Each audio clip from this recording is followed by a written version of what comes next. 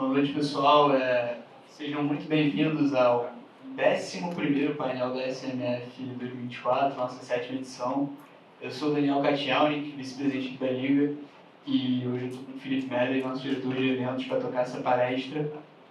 Primeiro eu queria agradecer a presença do Bruno Coutinho, sócio fundador e gestor da Mar Asset, e do João Landau, também sócio fundador e gestor da Vista Capital.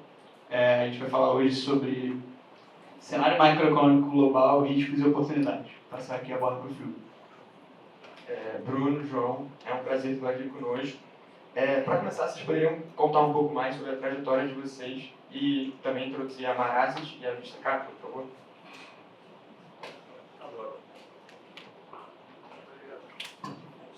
Alô, beleza.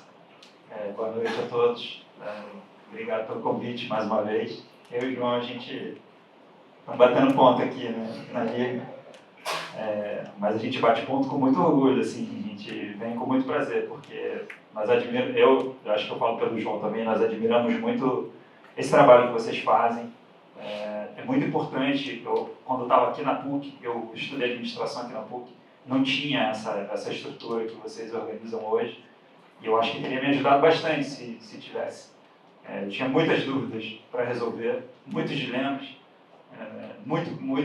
sabia muito pouco do que eu queria fazer, então eu acho que a Liga teria me ajudado a organizar um pouco melhor os meus pensamentos. Então, eu acho que, do meu lado, a intenção de estar sempre aqui é tentar ajudar vocês a organizar melhor o pensamento de vocês, né, atravessar esse momento de muitas descobertas, muitas dúvidas, muitos problemas que vão sendo resolvidos aos poucos e que tem uma estrada longa aí pela frente. Então, como nós passamos aí, não faz tanto tempo assim, parece que faz, mas a gente se sente muito próximo de vocês, então a gente lembra muito bem assim, os dilemas que tínhamos quando nós estávamos sentados aí na cadeira. Então, podem sempre contar com a gente. Mas assim, continuando, eu fiz administração aqui na PUC. Na verdade, eu fiz cursos meio que por engano, porque eu vim fazer processamento de dados e tranquei a faculdade um ano, fiz um ano de processamento de dados, não tinha ideia do que eu queria fazer, mudei para administração, até conectar as coisas na cabeça e para o mercado financeiro me tomou um bocado de energia, assim, de reflexão, de entender o caminho que eu ia seguir. Mas eu acabei me interessando muito pelo mercado porque tinha um ambiente competitivo, meritocrático, e que se você tivesse foco, atenção e alguma habilidade em tomada de decisão, eu entendia que você poderia progredir. E o meu histórico antes da faculdade sempre foi, eu fui surfista competidor e tal. Então, eu carregava um histórico de competição que eu entendia que era o meu maior ativo. Especialmente ter aprendido a administrar as minhas frustrações, que eu acho que hoje, assim, eu tenho a honra de ter minha esposa aqui na plateia junto com meu filho, que vai fazer 14 anos e começa a se interessar pelo mercado. E o meu maior desafio na educação com ele é ajudar ele a aprender a lidar com as frustrações dele, né, e da minha filha também, porque eu acho que é o mesmo desafio para vocês. Assim, eu acho que cada dia que passa, talvez seja uma percepção de velho, mas a gente tem a sensação de que vocês são protegidos das frustrações, né? Cada vez mais, mas lidar com as frustrações, atravessar elas, é muito importante para a construção de quem vocês são, de como vocês vão lidar quando os problemas mais complexos aparecerem, como vocês vão resolver esses problemas, que tipo de resiliência vocês vão ter. E é isso que nós, eu e o João, eu falo pelo João também, nós buscamos, né? Jovens que tenham esse tipo de característica, de serem capazes de atravessar as situações. E a situação é adversa, mas você entende um caminho, você consegue enxergar um caminho e atravessar esse caminho e alcançar teu objetivo. Não é trivial essa história, sabe? Ela demanda um esforço, uma intenção, um objetivo, uma resiliência, uma disposição de atravessar as dores, que isso fazem parte. Assim, a gente sofre intensamente até hoje, só que o tempo vai passando e você vai lidando cada vez melhor com essas frustrações, né? Então, assim, eu fui para o mercado por isso. Eu achei que eu tinha já uma certa bagagem em lidar com esse tipo de situação. E eu entendia que era uma vantagem comparativa, e acabei indo para o Pactual.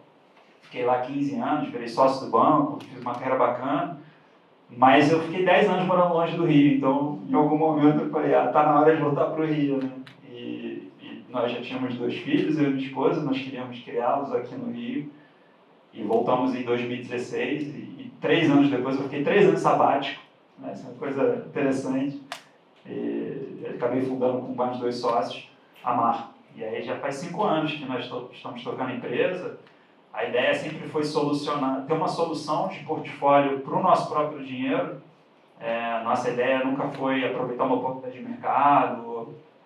Tem um buraco na grade, então vamos lá complementar a grade, vamos ocupar esse espaço e ganhar esse dinheiro. Nunca foi esse o objetivo. O objetivo foi, será que temos uma melhor solução para resolver um problema de gestão que o mercado não apresentou? E a nossa combinação, que é basicamente o meu background de macro, com juros e moedas, junto com o meu cogestor, principal sócio, que é o Felipe Perdigão, que tem uma bagagem de equities, nós entendemos que juntando esses 2 mundos teríamos uma solução melhor para atravessar os ciclos e compor o nosso capital ao longo do tempo. Então decidimos começar a asset, que é a principal característica, é uma asset, nós chamamos asset de monoproduto.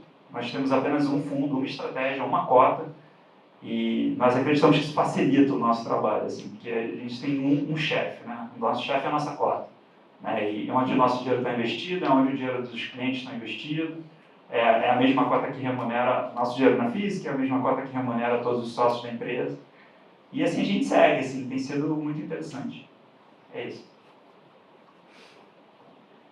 Valeu. Bom, pessoal, obrigado pelo convite. Como o Bruno falou, um prazer estar aqui de novo. Peço desculpa um pouco pela falta de voz, por motivos de Botafogo. O Sinari falou que estava atrás de pessoas que sabem sofrer e resilientes. Só contratar o Vibreu, já não não, mas, de novo, é um prazer estar aqui batendo ponto, assim, é uma honra estar aqui falando com vocês, uma honra estar do lado do Bruno, que além de um grande amigo, eu sou um grande fã dele, do trabalho dele, um cara que vocês têm que escutar sempre. Então, assim, acho que estar aqui como eu disse, parece muito perto, né? A gente estou aqui, estava aqui outro dia, dá até uma nostalgia, a gente vem andando aqui, até peguei um caminho mais longo para chegar aqui, eu passei por Lotis, né, para dar uma certa nostalgia, né? Pisca o olho, tem 15 anos, 20 anos, então assim, aproveitem que é fantástico.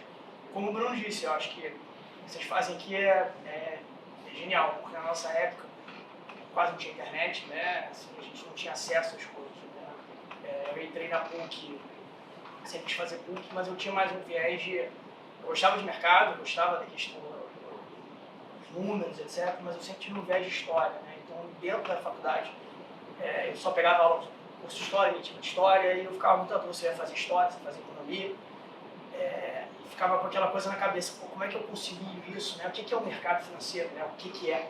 Eu acho que isso, olhando só a programação de vocês, já mostra isso, né?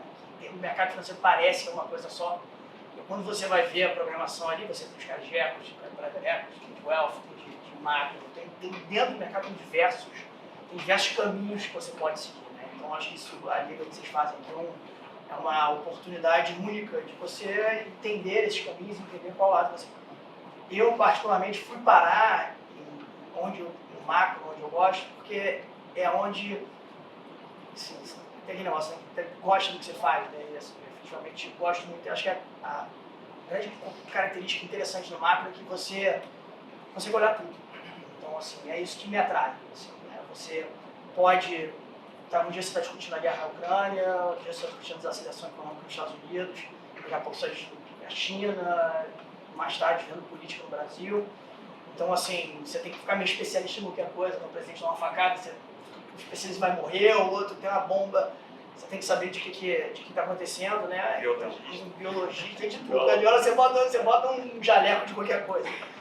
Mas eu acho que essa que me interessou um pouco no macro, né? Que é uma coisa que cria, e assim, muito do macro se repete da história, né? Você pega muitas dicas do que vem da história, né? Então, eu acho que é uma coisa que me atraiu, é uma coisa que eu gosto, mas eu não tive a oportunidade. Assim, eu comecei aqui na PUC, eu não sabia para onde eu ia, e mercado, e surgiu uma vaga também no Pactual, 19 anos na época. Eu falei, cara, vamos jogar lá para ver o que é um banco, não faço mais ideia, só sei que o pessoal rala pra cacete, gostava do banco, gostava da história, e vamos pegar esse desafio. E o Bruno sabe também, quando você entrava no banco naquela época, você meio entrava no back-office, né, que era área de estágio, e de lá você fazer um processo para outras áreas, né?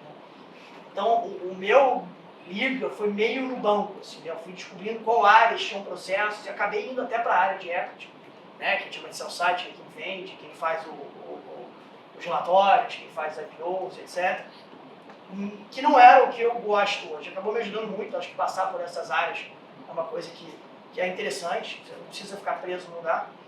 Mas meu objetivo sempre foi terminar em Magro. Então demorei 7, 8 anos de carreira para ter certeza onde eu gostaria de estar. Então, acho que se hoje você entra nessa oportunidade aqui, você já sabe um pouco o que é cada coisa, que na nossa época as vagas eram mais escassas e você entra e ali dentro você vai vendo onde você cai e você vai se ajustando. Então, acho que o Pactol saiu para fundar a Paineiras, que é uma asset que fica aqui pertinho da PUC, né, na esquina da Visconde de Albuquerque com a Barra. Fiquei 7 anos lá, em 2014 a gente resolveu montar a Vista, acho que já estava no momento de fazer o próprio negócio. Não tão bonito como o Bruno de conseguir compor capital e achar como é que forma, mas nosso objetivo era um desafio. E, na época, meus chefes na Paineiras estavam com outro momento de vida. Então, um cara que eu admiro muito, que é o Parque Phil, era uma honra trabalhar com eles. Então foi um lugar fantástico, uma experiência fantástica que eu tive, e naquele momento falei, acho que tem uma expectativa aqui de fazer o que eu já faço aqui, mas fazer isso só. E foi um caminho, um desafio. Eu acho que a vida de asset tem uma coisa de mercado financeiro, que é outra coisa que é muito diferente quando você entra num banco. Quando você entra numa asset, mesmo quando entra na idade de vocês, e eu acho que quando entra na idade de vocês, você não tem essa percepção, porque você acha ainda que é muito funcionário, mas você é um empreendedor, no final. Você escolhe seu estagiário, acreditar naquela gestora, acreditar naquele time que está lá dentro. Provavelmente, se você se dedicar e for bem, você vai durar alguns anos com o pessoal lá dentro, você vai fazer parte daquilo ali que no final do dia você é um empresário. Tem essa questão de gestoras que são menores, tem um grupo meio de família, as pessoas são... Então você tem esse desafio também empresarial junto. Então, acho que a gente montou a Vista aqui, desde então tem 10 anos e eu gosto do que faz. Então aqui para contar para vocês. Perfeito, acho que a introdução não podia ter sido melhor. Agora a gente vai começar a falar um pouco do cenário. Acho que a ideia é passar um pouco não só pela visão de vocês, mas como vocês se comportam como alocadores de risco e como, assim, acho que é interessante para a gente saber, a gente tem menos contato também. Começando pela economia americana. Muito se falou, a gente leu nas cartas dos dois, de soft landing, e aí tem 2 semanas, se não me engano, 2 ou 3 semanas que teve um dado fraco no payroll e o pessoal começou a falar de um susto de recessão. Falando assim, como vocês primeiro avaliam os riscos de recessão americana, bem o cenário, se é soft ou se é hard, mas também como vocês fazem para gerir os riscos e alocar o portfólio dadas essas situações. Eu vou ser breve aqui, que esse assunto tem bons insights para dar para vocês. Olha, eu acho que na nossa profissão é engraçado, né? Eu sempre digo assim, se fosse só fazer conta, eu certamente não estaria aqui, teria alguém do INE mais estudioso, detalhista, bom de conta, que eu tenho sempre alguém melhor. Né? Eu acho que na nossa profissão é uma mistura de psicologia com dados, com percepções. E uma das coisas que mais me chama a atenção na nossa profissão é que você precisa ser um pouco cínico com previsões e dados. Porque a realidade é que todos os dados quase são revisados. A gente viu ontem, saiu a revisão do payroll de 1 ano para trás. Se você pega, eu fiz um estudo uma vez de erros de projeções do Focus, né, que é a pesquisa de dados no Brasil. São incríveis, é quase jogar uma moeda para cima. O tamanho do erro da previsão, em alguns momentos, é óbvio, que tem ótimo tempo. Então, assim, a capacidade de você se posicionar e gerar retorno e fazer uma posição base em previsões quantitativas muito claras, eu acho que ela é superestimada pelo mercado. Então, você tem casas de análise enormes, bancos, Goldman, BTG, que fazem previsões e não necessariamente. Então, acho que a alocação de risco é uma coisa muito mais holística e você tem que juntar muitas pontas na história. Então, acho que a economia americana, e soft landing, hard landing, é um pouco disso. Assim, né? O soft landing você vai ter um pouso suave, né? Você vai ter uma desaceleração da economia americana sem entrar em recessão, que era uma coisa que parecia impensável. Você tinha inflação alta, a economia muito forte. Então, assim, você vai ter que subir juros muito forte e vai detonar a economia para você conseguir desacelerar a inflação. E por motivos que a gente pode discutir depois, eu acho que se conseguiu fazer uma desaceleração da inflação para um nível mais próximo da meta sem destruir a economia. Então, é um cenário ótimo, né? É um cenário ótimo que você está conseguindo alcançar. Só que o mercado, ele dificilmente fica parado em algum lugar. Né? Ele está sempre tentando descobrir qual é. Porque no mercado você ganha dinheiro com o próximo movimento. Né?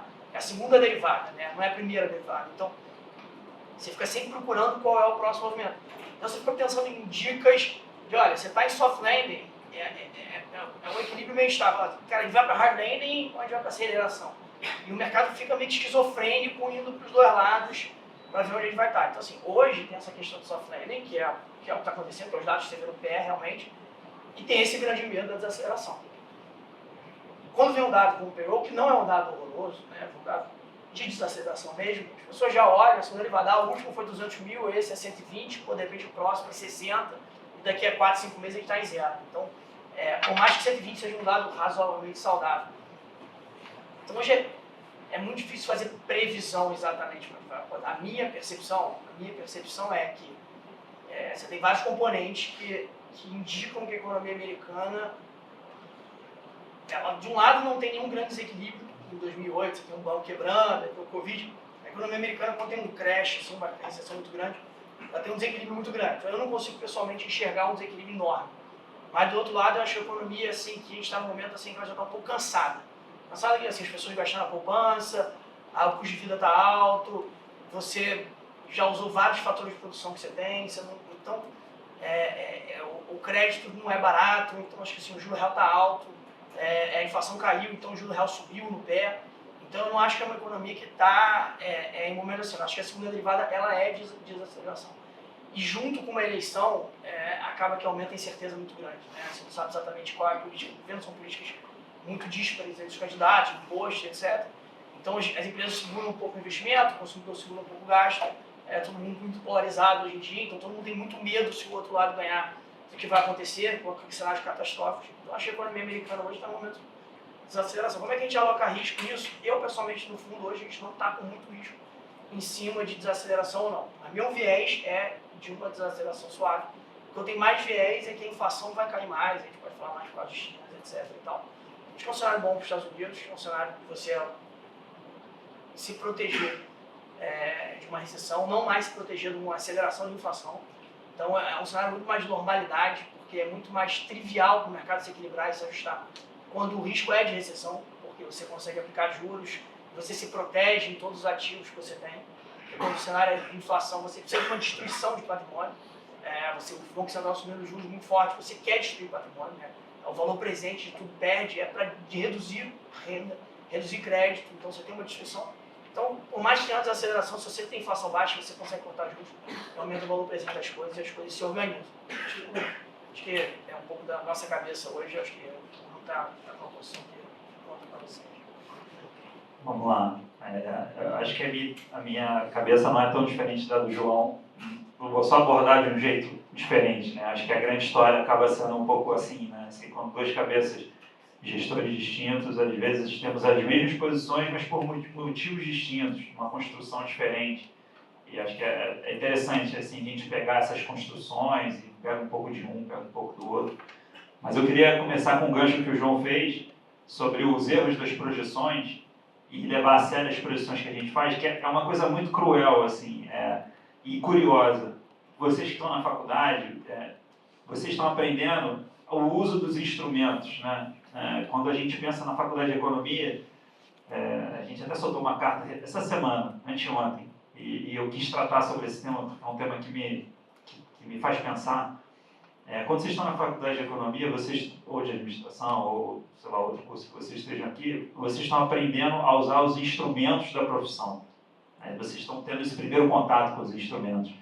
E provavelmente vocês vão passar os próximos 10 anos aprimorando o uso desses mesmos instrumentos e aprendendo outros e deixando essa máquina, essa ferramenta que vocês têm na mão cada vez mais eficiente. Então, tem um nível de dedicação de vida a aprender a usar de forma eficiente, a compor, a saber qual a ferramenta que você usa na hora certa para resolver o problema certo, que você vai ganhando uma prática, uma capacidade de uso desses instrumentos muito grande. E você vai ficando confiante sobre esses instrumentos, porque, afinal de contas, você estudou 10 anos sobre eles, você aprendeu profundamente sobre eles, e aí você começa a levar eles a sério. Porque, pô, eu estou há 10 anos estudando. Aí você descobre que você tem que começar a fazer o caminho inverso. Assim, não é para eu levar isso a sério. Eu preciso entender os instrumentos, eu tenho que saber manusear todos eles, eu tenho que entender como todos eles funcionam, mas eu não posso acreditar neles. Caraca, então, para que eu passei esses 10 anos me dedicando a esse troço? Porque sem você passar esses 10 anos se dedicando a esse troço, você não consegue organizar sua cabeça para pensar sobre esses problemas. Então, os instrumentos, os modelos, a teoria econômica, elas servem para te ensinar a pensar, te ensinar a organizar o teu quebra-cabeças, te ajudar a montar o grande esquema das coisas, facilitar você lidar com problemas complexos, porque os problemas são complexos. Você precisa de instrumentos para conseguir organizar esses problemas complexos, mas não pode acreditar demais na solução que ele te dá. Então essa linha tênue do momento que você se aprofunda muito, você se dedica muito nele, você acredita nele, para depois você conseguir fazer esse caminho reverso e falar, não, tem um distanciamento. E esse buraco que fica entre a sua crença no instrumento e a dúvida que você passa a ter nele, você tem que preencher com outra coisa que o João comentou, que é o seu repertório, o seu conhecimento de história, como as coisas se repetem, qual o cheiro para aquela história, para onde aquela história está indo, sabe? Assim, poxa, o instrumento está me apontando para lá, mas quando eu monto essa história inteira, tem alguma coisa que não está batendo bem, e aí você critica o instrumento e fala, talvez esse instrumento tenha perdido, ele esteja mal calibrado para esse momento. E aí você consegue combinar essa história de psicologia, sociologia, bom senso, né? Bom senso é uma coisa, eu adoro bom senso, porque eu nunca conheci ninguém que disse que tinha pouco bom senso. Eu nunca vi alguém falar assim, não, bom senso é uma coisa que eu tenho pouco. Então, pô, se ninguém tem pouco, todo mundo tem muito, mas você também sabe que não é todo mundo que tem bom senso, né? Então, assim, é um valor muito mal percebido essa história do bom senso, né? A gente fala sobre ele, mas é difícil de pegar, mas você precisa dele. E ele é formado por repertório, né? Por dedicação, por construção, por testar, por conhecer os instrumentos e ser cínico em relação a eles. Então, quando a gente pensa hoje sobre a história dos Estados Unidos, né, nós usamos todos os instrumentos disponíveis para entender o que aconteceu. Né? Assim, qual é a primeira coisa para nós? Ano passado, nós esperávamos, na primeira metade do ano passado, nós tínhamos uma expectativa clara de que o crescimento americano ia surpreender. Né? Claro, o mercado dizia que ia ter uma recessão, nós na MAR estávamos muito convencidos de que não ia acontecer. Só que a consequência disso seria mais inflação, se você tem um crescimento forte. Só que a inflação caiu. Caramba, o crescimento veio em linha com o que nós esperávamos, mas a consequência óbvia de um crescimento mais forte, que seria uma inflação pressionada, não aconteceu, a inflação colapsou. Pô, tem alguma coisa estranha. Aí, que coisa estranha é essa? Para nós, essa é a graça. Assim, é aí que o trabalho fica divertido. Pô, tem uma coisa estranha. Esse quebra-cabeça não fechou. Por quê? Por que ele não fecha? Por que o modelo não funcionou? Aonde que está o erro? Aonde que veio a novidade? E aí começa uma aventura fascinante de tentar responder essas perguntas, esses problemas que são pouco óbvios, né? Que você não consegue achar na literatura a resposta específica. E começa um exercício de grupo, de equipe, de tentar identificar. E nós identificamos a imigração, muito antes da discussão do mercado.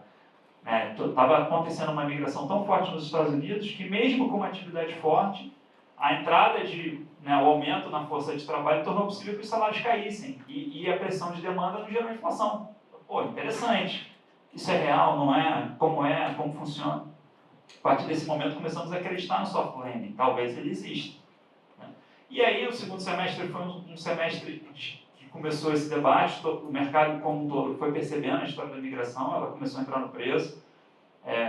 os diretores do FED começaram a defender o soft landing, mas o soft landing, que é esse pouso suave, né? O que é o soft landing? Pô, você tem uma economia sobreaquecida, que veio dos estímulos da pandemia, uma inflação muito alta, o Banco Central sobe juros, você tem uma restrição fiscal, e a economia começa a desacelerar. Só que, normalmente, quando você tem esses ciclos de uma economia que acelera muito e depois você tem que desacelerá-la, ela passa direto do ponto neutro, ela vai normalmente para uma recessão. E aí, quando você vai para a recessão, você faz o reverso, corta juros, dá estímulo fiscal, dá estímulo monetário para a economia. Não, esse é o ciclo normal ao longo do tempo. Só que esse, você estava lá no topo, e todo mundo começou a falar, não vai ter essa queda brusca, a gente vai parar ela perfeita, como se você conseguisse pousar o maior avião do mundo sem bater na pista, né? Ele pousa assim, você nem sente, né? Você está vendo ele... Pô, não existe. Esse é o cenário mais difícil de acontecer, historicamente, economicamente. Mas os dados foram vindo de um jeito que ele começou a aumentar a probabilidade de soft landing, né? As pessoas começaram a acreditar no soft landing e tal, nós também. E, enfim, nós enxergamos uma bela oportunidade para aplicar juros, porque o soft landing tornaria possível para o FED fazer um ciclo de corte de juros.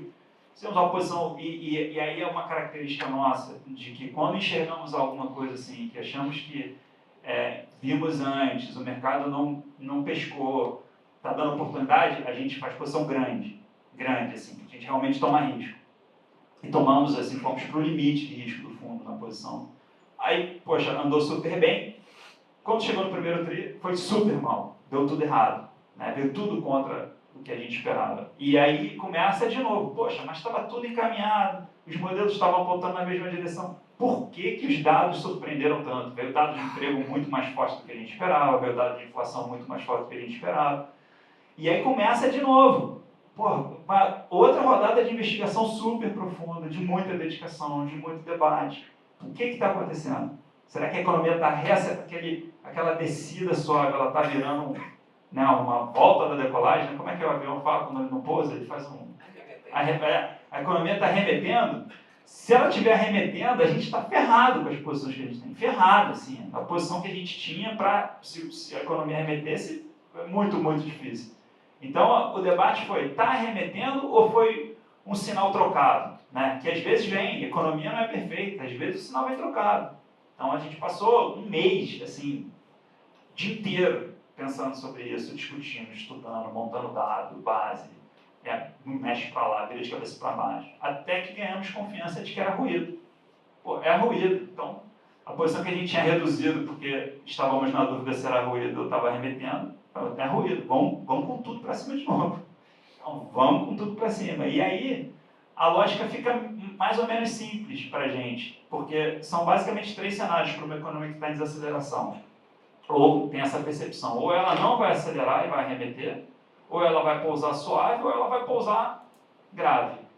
A hipótese do arremeter, nós acabamos descartando, porque não víamos nenhuma razão para não ter o pouso. Né? Então, assim, a poupança circunstancial, que tinha sido o excesso, que tinha sido formado na pandemia, tinha sido consumida, os salários já estavam crescendo, já crescem abaixo do pré-pandemia, o governo não está fazendo mais estímulo fiscal, o próprio número de empregos está desacelerando. Você fala, a reacelerar não faz sentido. Então a gente está falando sobre um pouso suave ou um hard landing. Vamos ver os preços. O que o preço está precificando? O preço está precificando um pouco menos do que um pouso suave, porque ainda tem medo de arremeter. Se arremeter, a probabilidade é muito baixa. A gente acha que é pouso suave ou hard landing. Né? Assim, a probabilidade dos 2 cenários de baixo é muito maior, o mercado está precificando o contrário, vamos para cima. Então, assim, é mais ou menos assim, quando os dados surpreendem as nossas expectativas, a nossa reação normalmente é reduzir o risco, voltar para a investigação e aí, eventualmente, colocar de novo. Não, tá ótimo. Agora, voltando um pouco no tempo, nessa mesma época, no ano passado, a gente viu um movimento de alta das taxas de vencimentos longos das treasuries americanas. Esse movimento ele ditou muito o preço de vários ativos do mercado. Muito se falou da emissão do tesouro, do quantitative tightening e da questão fiscal americana. Tais fatores, especialmente o fiscal, ainda geram risco no mercado no curto prazo, e como se isso se diz a despeito das eleições americanas? posso dar uma volta, assim, é um tema fascinante essa discussão, porque a história fiscal, né, assim, se a gente pensar se a gente pensar a política econômica ela foi desenvolvida para diminuir a volatilidade do PIB, né, e gerar menos dor para as sociedades. Né? Esse é o objetivo. O objetivo da ferramenta econômica é tirar a dor da sociedade, né, dos booms and busts. Né? Assim, você tem uma economia que vai muito forte, de repente ela colapsa, é uma destruição, a sociedade sofre. Então, o que você quer é variar menos. E a introdução à macroeconomia foi feita pelo Keynes, né, com a teoria geral, ali, depois da Primeira Guerra Mundial, e o problema que ele estava tentando resolver, ele assistiu no Tratado de Versalhes todas as restrições que foram colocadas à Alemanha derrotada, e falou, pô, esse negócio vai dar ruim, assim, vocês vão amassar um país que acabou de sair de uma guerra derrotada, isso vai dar confusão, né, a sociedade vai sofrer demais e tal, e ele estava certo. Né? As ideias que ele trouxe ali em 2019, 2020, no debate pós-Primeira Guerra Mundial, foi o que forjou a discussão da teoria geral, que, né, a premissa dele estava correta, acabou que aquele ambiente muito difícil econômico na Alemanha foi o berço ali para o nascimento de alguém como Hitler, mas ele seguiu desenvolvendo essas ideias e trouxe a principal característica da ideia, que era usar um instrumento fiscal para suavizar essas oscilações. Né? Então, assim, poxa, o governo tem que participar da economia. Os economistas clássicos antes da Primeira Guerra Mundial diziam que a economia tinha que se resolver por si só. Então, assim, o Hayek, por exemplo, né, que é um economista proeminente da escola clássica, pô, você está doente, o seu corpo tem que curar por si. Então, você vai ter febre. A febre é exatamente o remédio que o seu corpo dá para curar a doença. Você não tem que tomar um remédio para baixar a febre. Você tem que sofrer. E aí você vai sair do outro lado. O que o Keynes diz é assim, não, dá um remédio, ajuda o corpo a atravessar. Só que a ferramenta econômica que o Keynes trouxe foi o fiscal. Né? O fiscal acabou sendo usado pelo Roosevelt no New Deal. Foi tão bem sucedido, né? Ele conseguiu evitar tão bem a crise de 29 e causar a recuperação da economia americana, que gerou um benefício político para o Roosevelt muito grande, porque a população percebeu o Roosevelt como, pô, esse cara é um gênio, olha só o que ele fez por nós. Uma economia que ia durar muito um sofrimento para a sociedade durante muito tempo, foi evitada porque o Roosevelt tomou a decisão de fazer os estímulos fiscais. Então ele coletou benefícios políticos por uma ação econômica. Só que quando isso acontece, todos os políticos percebem que tem uma ferramenta que dá benefício político. Né? Pô, aquela ferramenta nasceu com um objetivo econômico, mas quando ela gera esse efeito secundário do benefício político, todos os políticos aprenderam e começaram a usar esse instrumento de maneira irresponsável, com ciclos políticos na sua cabeça. Então, o fiscal pensado pelo Keynes, que era para usar de forma contracíclica nos momentos de necessidade, passou a ser usado no ano de véspera de eleição. Poxa, está chegando a eleição, mete o pé no fiscal, a economia dá uma bombada, minha popularidade melhora, aumenta a minha chance de ser reeleito. Só que você passou a desrespeitar o ciclo econômico. Fast forward, vários ciclos inflacionários, década de 40, 50, 60, até que 70 foi um ciclo inflacionário muito importante nos Estados Unidos. A sociedade foi aprendendo que essa ferramenta ela era mal utilizada. Então, vamos mudar de ferramenta. Vamos tirar o poder do governo, do executivo, porque esses caras estão pensando com cabeça eleitoral no ciclo de 4 anos, e vamos dar essa responsabilidade da administração da economia para um grupo de técnicos. Né? Vamos tirar do governo e vamos dar para o técnico. Ou seja, vamos limitar, ter um monte de regra fiscal, limite, o governo não pode gastar, só pode gastar tanto, e vamos criar uma outra estrutura paralela, política monetária, para controlar a economia com outro instrumento, que é o instrumento dos juros. Tá? E aí nasce a história do Banco Central e dos religiosos, eu brinco, os religiosos economistas, que são todos treinados com a mesma cabeça para fazer a mesma coisa, que não estão pensando no ciclo eleitoral, estão pensando no ciclo econômico. Então, a solução que nós alcançamos foi tirar a responsabilidade, tirar o fiscal da mão dos políticos e dar a responsabilidade da ferramenta econômica para os economistas, para os técnicos, para os jedis do mundo, né? Que ficam lá estudando a melhor maneira de suavizar essas flutuações. Funcionou muito bem. 30 anos sem inflação, né? 30, quase 40 anos sem inflação. Pô, nos Estados Unidos, perfeito, esse arcabouço funciona bem. todos foram copiando esse arcabouço americano. Né? Nós copiamos, a dependência do Banco Central brasileiro é isso. Né? A gente tem teto fiscal, né, no governo passado, junto com a independência do Banco Central. O que a gente está fazendo? Está tirando do governo o instrumento, a ferramenta dele de política econômica, e está entregando para um grupo de técnicos, que tem mandato descorrelacionado com o do governo. Olha só como é que são as coisas. Né? Até que vem a pandemia.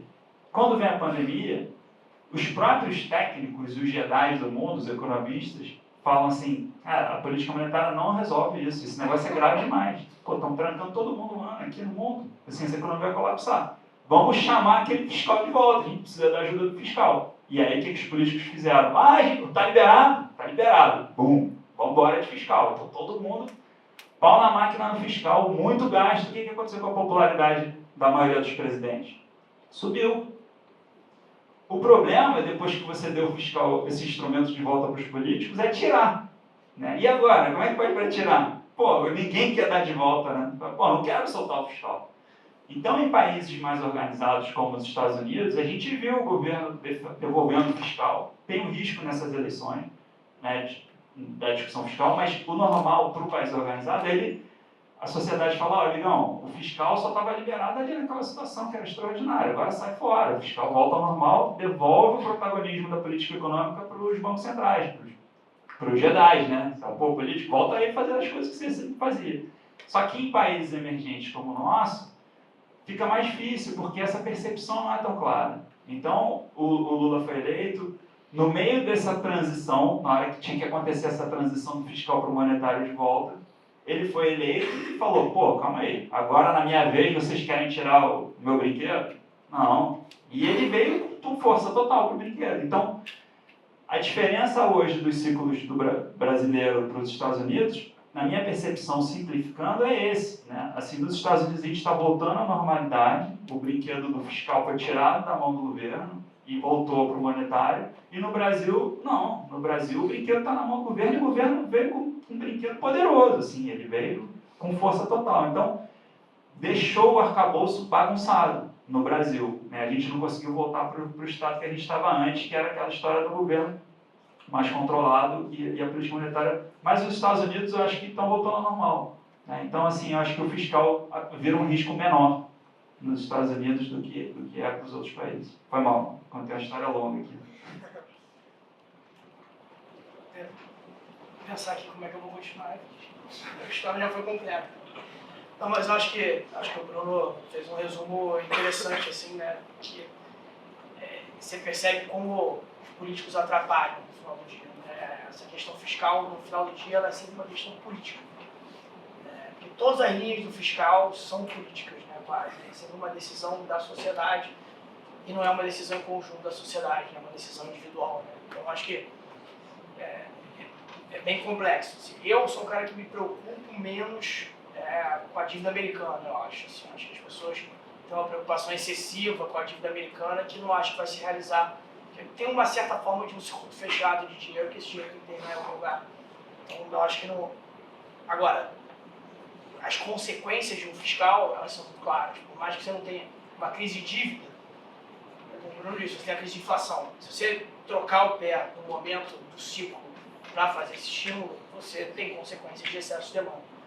E eu acho que o que era países emergentes só eram populistas, né, como o Bolsonaro fez na véspera da eleição, como o Lula fez no primeiro ano de mandato, né, países emergentes usavam o fiscal para fazer populismo, começaram países desenvolvidos a ficarem populistas. Então hoje você vê os Estados Unidos tendo discussões populistas, né, você vê um déficit fiscal americano, a gente costuma dizer muito assim, os Estados Unidos têm o maior déficit fiscal da história ajustado ao ciclo. Né? O que isso quer dizer no final do dia? Ele fala assim, quando ele tem um déficit desse tamanho, é porque ele está em uma grande crise. Então, assim, os Estados Unidos está num ciclo bom, 2008 você tem uma recessão maluca, o banco quebra, e aí você, de repente, vira e fala o seguinte, olha só, cara, vamos gastar muito dinheiro. Vamos gastar muito dinheiro para salvar essa economia que as pessoas estão passando dificuldade. Justo. Nesse momento você está em pleno emprego, então você não precisava estar fazendo tanto esforço, mas tá. Então, assim, é óbvio que tem consequências, estão sendo ajustados, está falando aqui no caminho normal, que aí você vê nesse pouso suave, a inflação já começa a cair. O Brasil tem um desafio constante, né? Um país pobre, se quer. Você tem essa tentação de vamos dar dinheiro ao povo, não funciona, né? Se funcionar seria ótimo. Acho que é a melhor coisa do bom senso, né? Todo mundo gostaria de imprimir dinheiro, então, assim, era ótimo. E parece que você é um inimigo de ficar tentando falar, olha, tem que manter o fiscal, tem que controlar o fiscal, tem que controlar o fiscal. Acho que vocês são mas acho que tem uma outra coisa interessante na pergunta que você fez, que as pessoas se preocupam muito, que a gente está aqui sempre a questão da ferramenta, né? Não, tudo que a gente estudou, tem as ferramentas qualitativas, tem as ferramentas qualitativas, que são história, etc. Mas tem uma coisa que entra muito e quebra todas as nossas ferramentas, que são os fluxos. Porque no final do dia tem uma decisão de alguém, lá você está comprado numa ação, daqui a pouco vem um cara lá na Noruega e resolve vender a sua ação. E não adianta você fundamenta a conta de ser feita até aquele fluxo não acabar. Eu acho que muito do que tem preocupação de dívida americana hoje é uma questão de fluxo geopolítico. Né? A China não está tão interessada mais nos juros europeus, americanos, ou a Rússia não, todo o eixo do mal tem menos interesse nos juros americanos. A gente olha, por exemplo, um valor relativo, né? Que sempre correlaciona muito, né? O preço do ouro com o preço da dívida, né? Porque quando você tinha menos juros, o ouro é uma coisa que não paga juros, né? Então, quanto menor os juros, melhor o valor do ouro. Né? E tinha essa correlação muito alta sempre. E nos últimos 2 anos essa correlação inverteu e explodiu, né? O ouro performou mesmo com os juros subindo. Por que isso, né? Porque no final do dia, assim, você pode falar assim, as pessoas estão vendendo os bons americanos para comprar ouro. E quem são essas pessoas? No final do dia, são pessoas que se assustaram na guerra da Ucrânia quando os Estados Unidos confiscou os iates, quando quebrou o SWIFT, quando tirou os russos do SWIFT. Então as pessoas falam assim, olha, bom, os Estados Unidos têm um poder sobre o meu patrimônio, tem um poder sobre o meu dinheiro, que é maior do que eu imaginava. Logo, o bond é um título de creditício, né? O cara te dá um papel, antigamente era um papel, você tem direito a receber esse dinheiro. E se ele olhar para você e falar assim, olha, você está fazendo uma guerra que eu não concordo, eu não vou te pagar, eu vou confiscar o seu dinheiro. Então, eu acho que nesse meio do caminho me interessa muito mais a questão de juros americanos, de curva longa, muito mais essa questão de fluxo e risco geopolítico e essa guerra fria 2.0 que a gente tem hoje, muito mais do que efetivamente a questão de os Estados Unidos vai fazer uma dívida pública e ele não vai conseguir pagar. Cara, se os Estados Unidos não conseguir pagar sua dívida, compra uma escopeta, uma barra de ouro, sei lá, se esconde debaixo da cama. Porque assim, o Brasil também não vai pagar, o México não vai pagar, ninguém vai pagar. Então assim, os Estados Unidos vai morar mais. Porque o dólar, todo mundo tem dólar, então assim, se o dólar quebrar, 70% da reserva de dinheiro do mundo é em dólar. Então se o dólar quebrar, não tem mais nada. Então assim, assim, eu não acredito que isso vai acontecer. Os Estados Unidos no final do dia também já está sendo mais ortodoxo. Então acho que é interessante, é muito importante a gente saber da parte, quanto parte política interfere nos ciclos, quanto os populistas, né, que é exatamente isso, né, você usar o fiscal para antecipar riqueza da próxima geração, né, que você está tomando uma dívida da próxima geração, interfere nos ciclos, principalmente em países emergentes, mas também tem muito fluxo, né, a própria dívida brasileira. Quando o Lula vai e fala, se liga ao eixo do mal, né, começa a falar da Rússia, do Irã e etc. O investidor lá de fora fala, olha, por que eu vou comprar esse título aqui? Esse cara, eu não confio nesse cara, então ele não vai pagar, e esse tem um juros mais alto, que reflete no custo de captação da empresa, que a empresa tem investimento, gera menos emprego, etc. A economia fica mais estagnada. Então eu acho que no livro, texto, você vai ver uma porrada de conta de falar que tem níveis de dívida, trajetórias de dívida que nunca são afetados, mas no final do dia, pegar os ciclos econômicos, os fluxos, os interesses políticos por trás da história. Não, perfeito. Os dois, inclusive, nessa última resposta, mencionaram que a situação dos Estados Unidos não tem nada a ver com a situação brasileira. Trazendo para a situação brasileira, aqui a gente teve um repique da inflação, piora das expectativas, elevação da taxa de câmbio esse ano já estava abaixo de 5, no começo do ano chegou a 5,80, enfim, cedeu um pouco. Enfim, uma situação completamente diferente. Eu queria saber, a pergunta tradicional do que vocês acham que vai acontecer para frente em termos de virada de ciclo e mencionando também o que a Amar vem colocando nos relatórios de comparar com o ciclo do Meirelles de reversão também de ciclos. Eu queria que vocês comentassem um pouco sobre essa virada de chave, que pode ou não pode acontecer, como vocês acham que deve se desenrolar. Você não vai me pegar, não vou fazer projeção. Não adianta. Cara, eu acho assim, que a economia brasileira, ela eu vejo os gestores aprendendo mais, tomando mais aula do que a economia brasileira do que a economia americana. Porque, exatamente como o Bruno falou, as ferramentas nos Estados Unidos funcionam mais claro. Como você tem pouca movimentação de juros, a economia não é tão as pessoas não são tão educadas, você não tem tanta crédito na economia como tem nos Estados Unidos, o juro não funciona diretamente. Você tem alguns instrumentos como o NFT, então, assim, que mudam esse efeito prático do que acontece quando você mexe juros para lá ou para cá. Então, assim, a gente tenta, os modelos são piores no Brasil.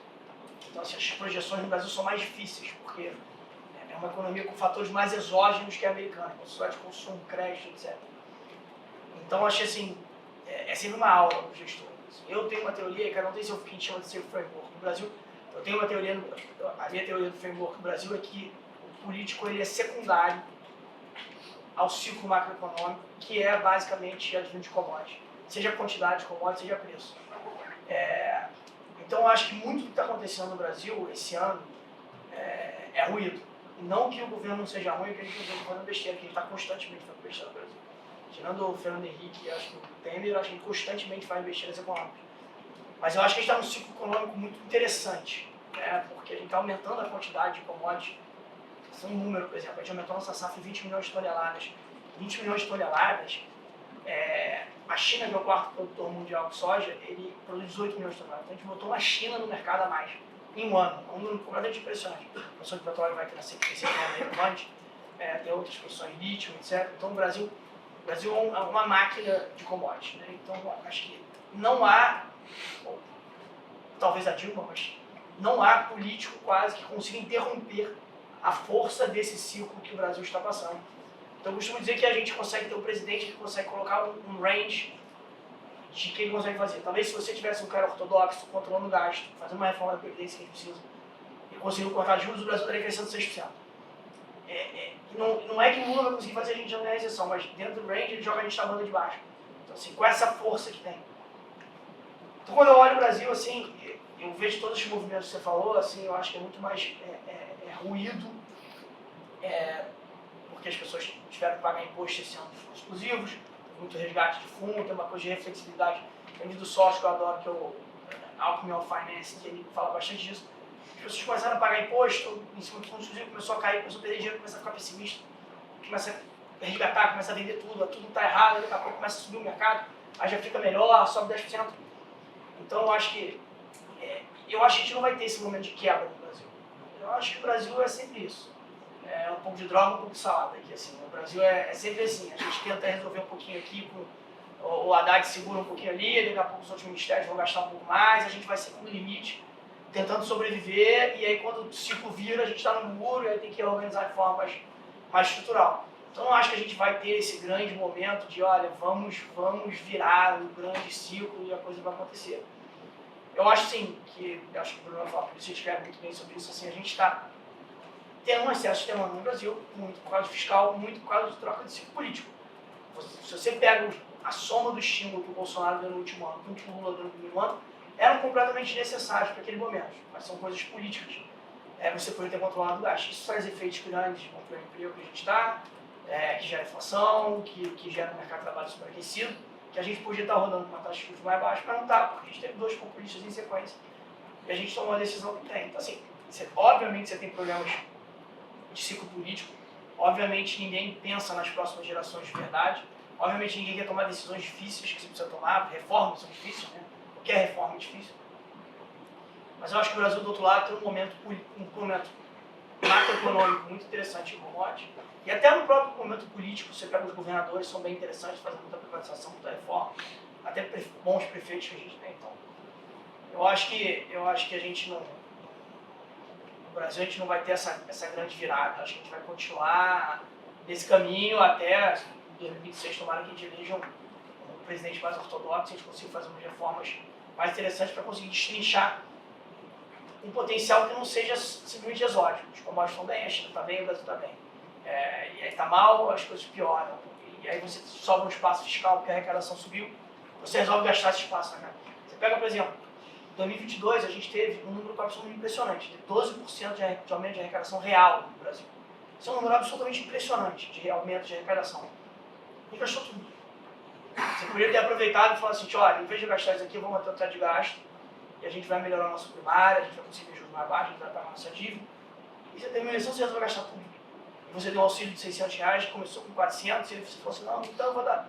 Se o Congresso é 400, eu dou 600, assim, sem análise nenhuma. Então, acho que a gente tem os nossos desafios, acho que a gente talvez vai ter que subir um pouco de juros, porque a economia está realmente aquecida, a nossa meta é difícil de alcançar, mas eu sou muito cético a essas quebras do Brasil. Assim, eu acho que a gente tem muita flutuação de barulho e eu acho que isso é uma das nossas funções do gestor, tentar tirar o sinal do ruído.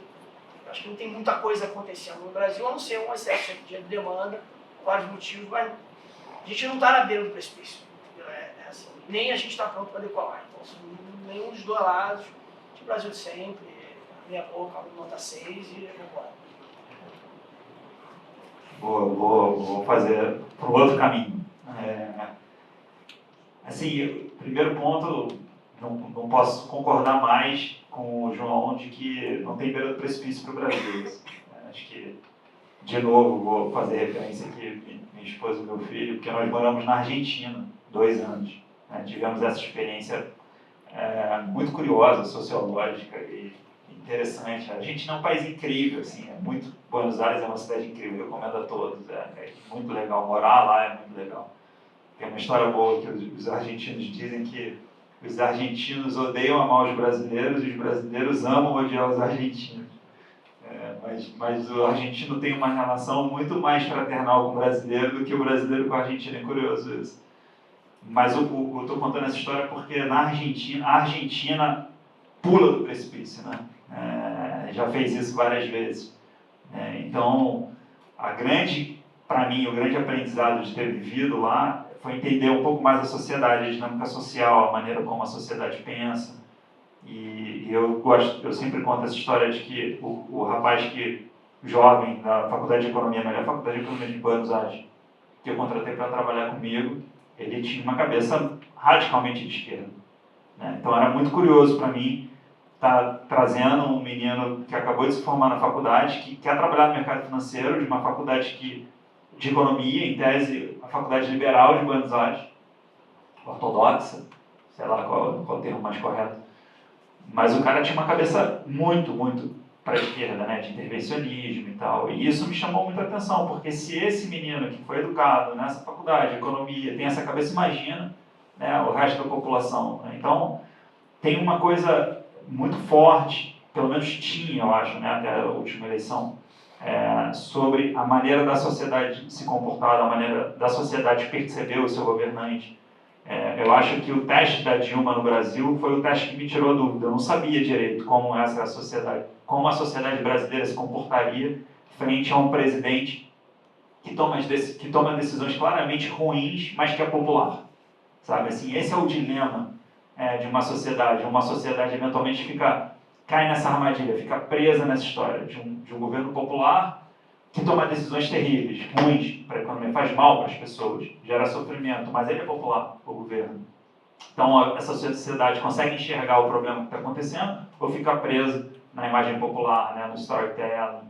E os argentinos ficaram presos nesse storytelling durante muito tempo, não tão mais.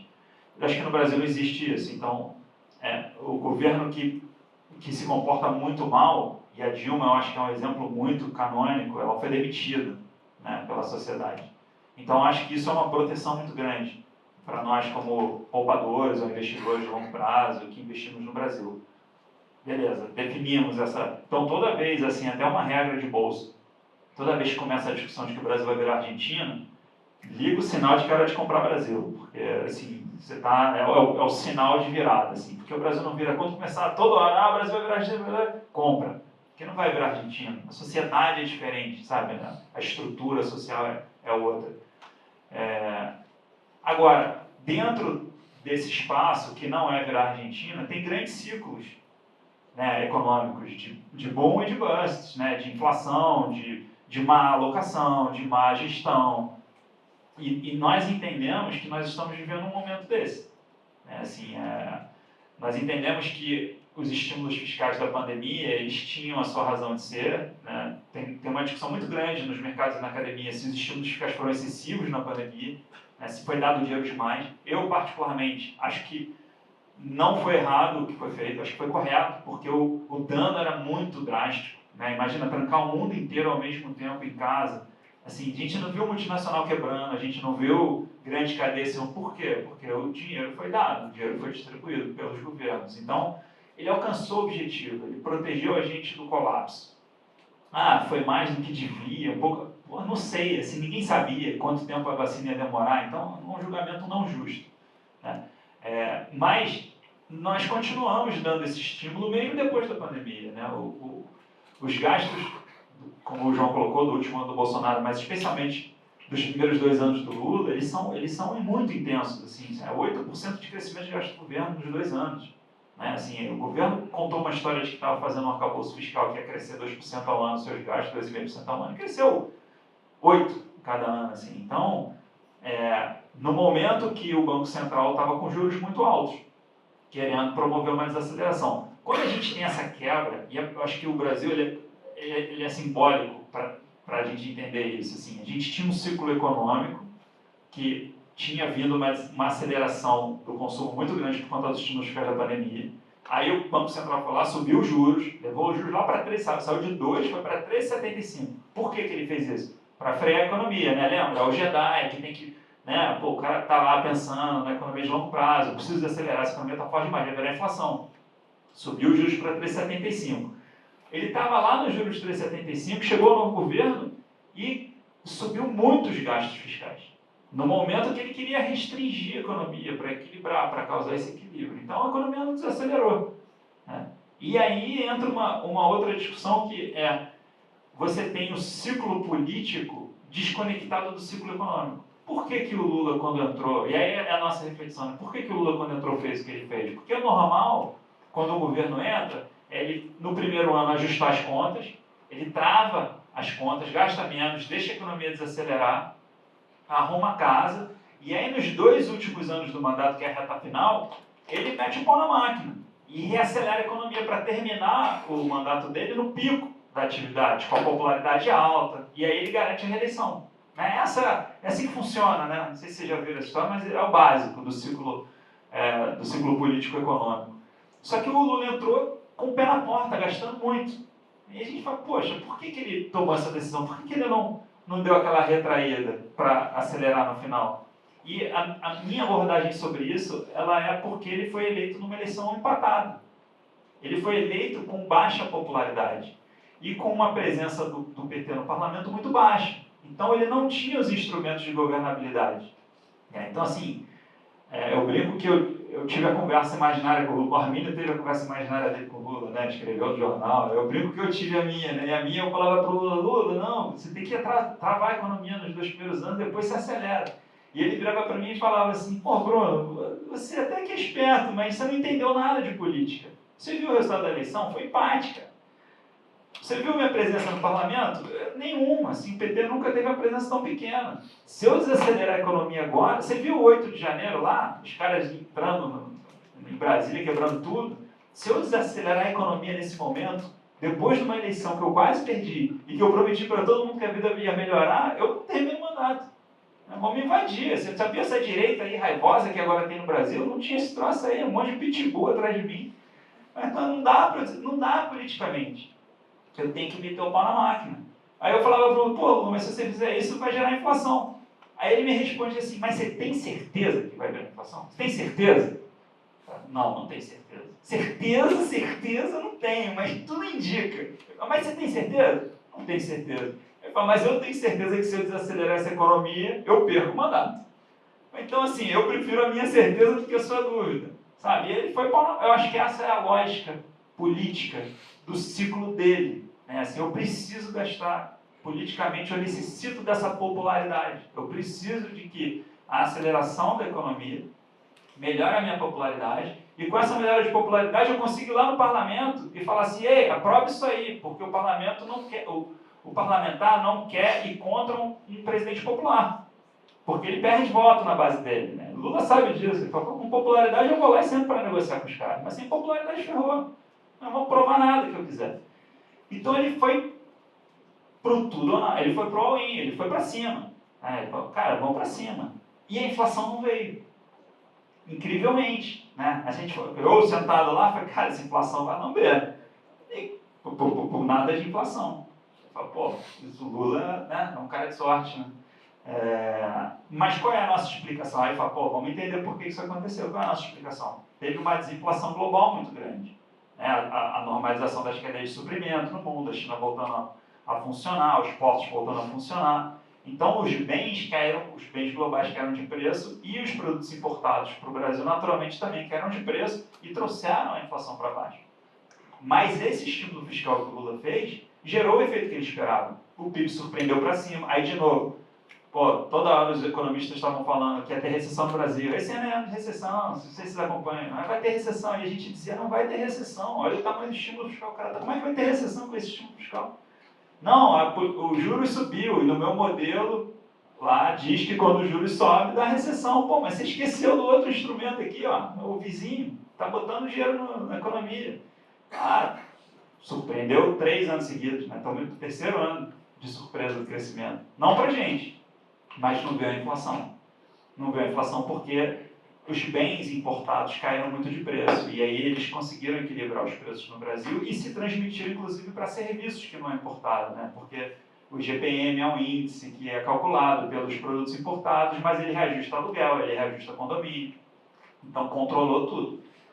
Qual é a nossa hipótese? Na hora que os bens globais param de cair, a inflação no Brasil vai responder ao aquecimento interno.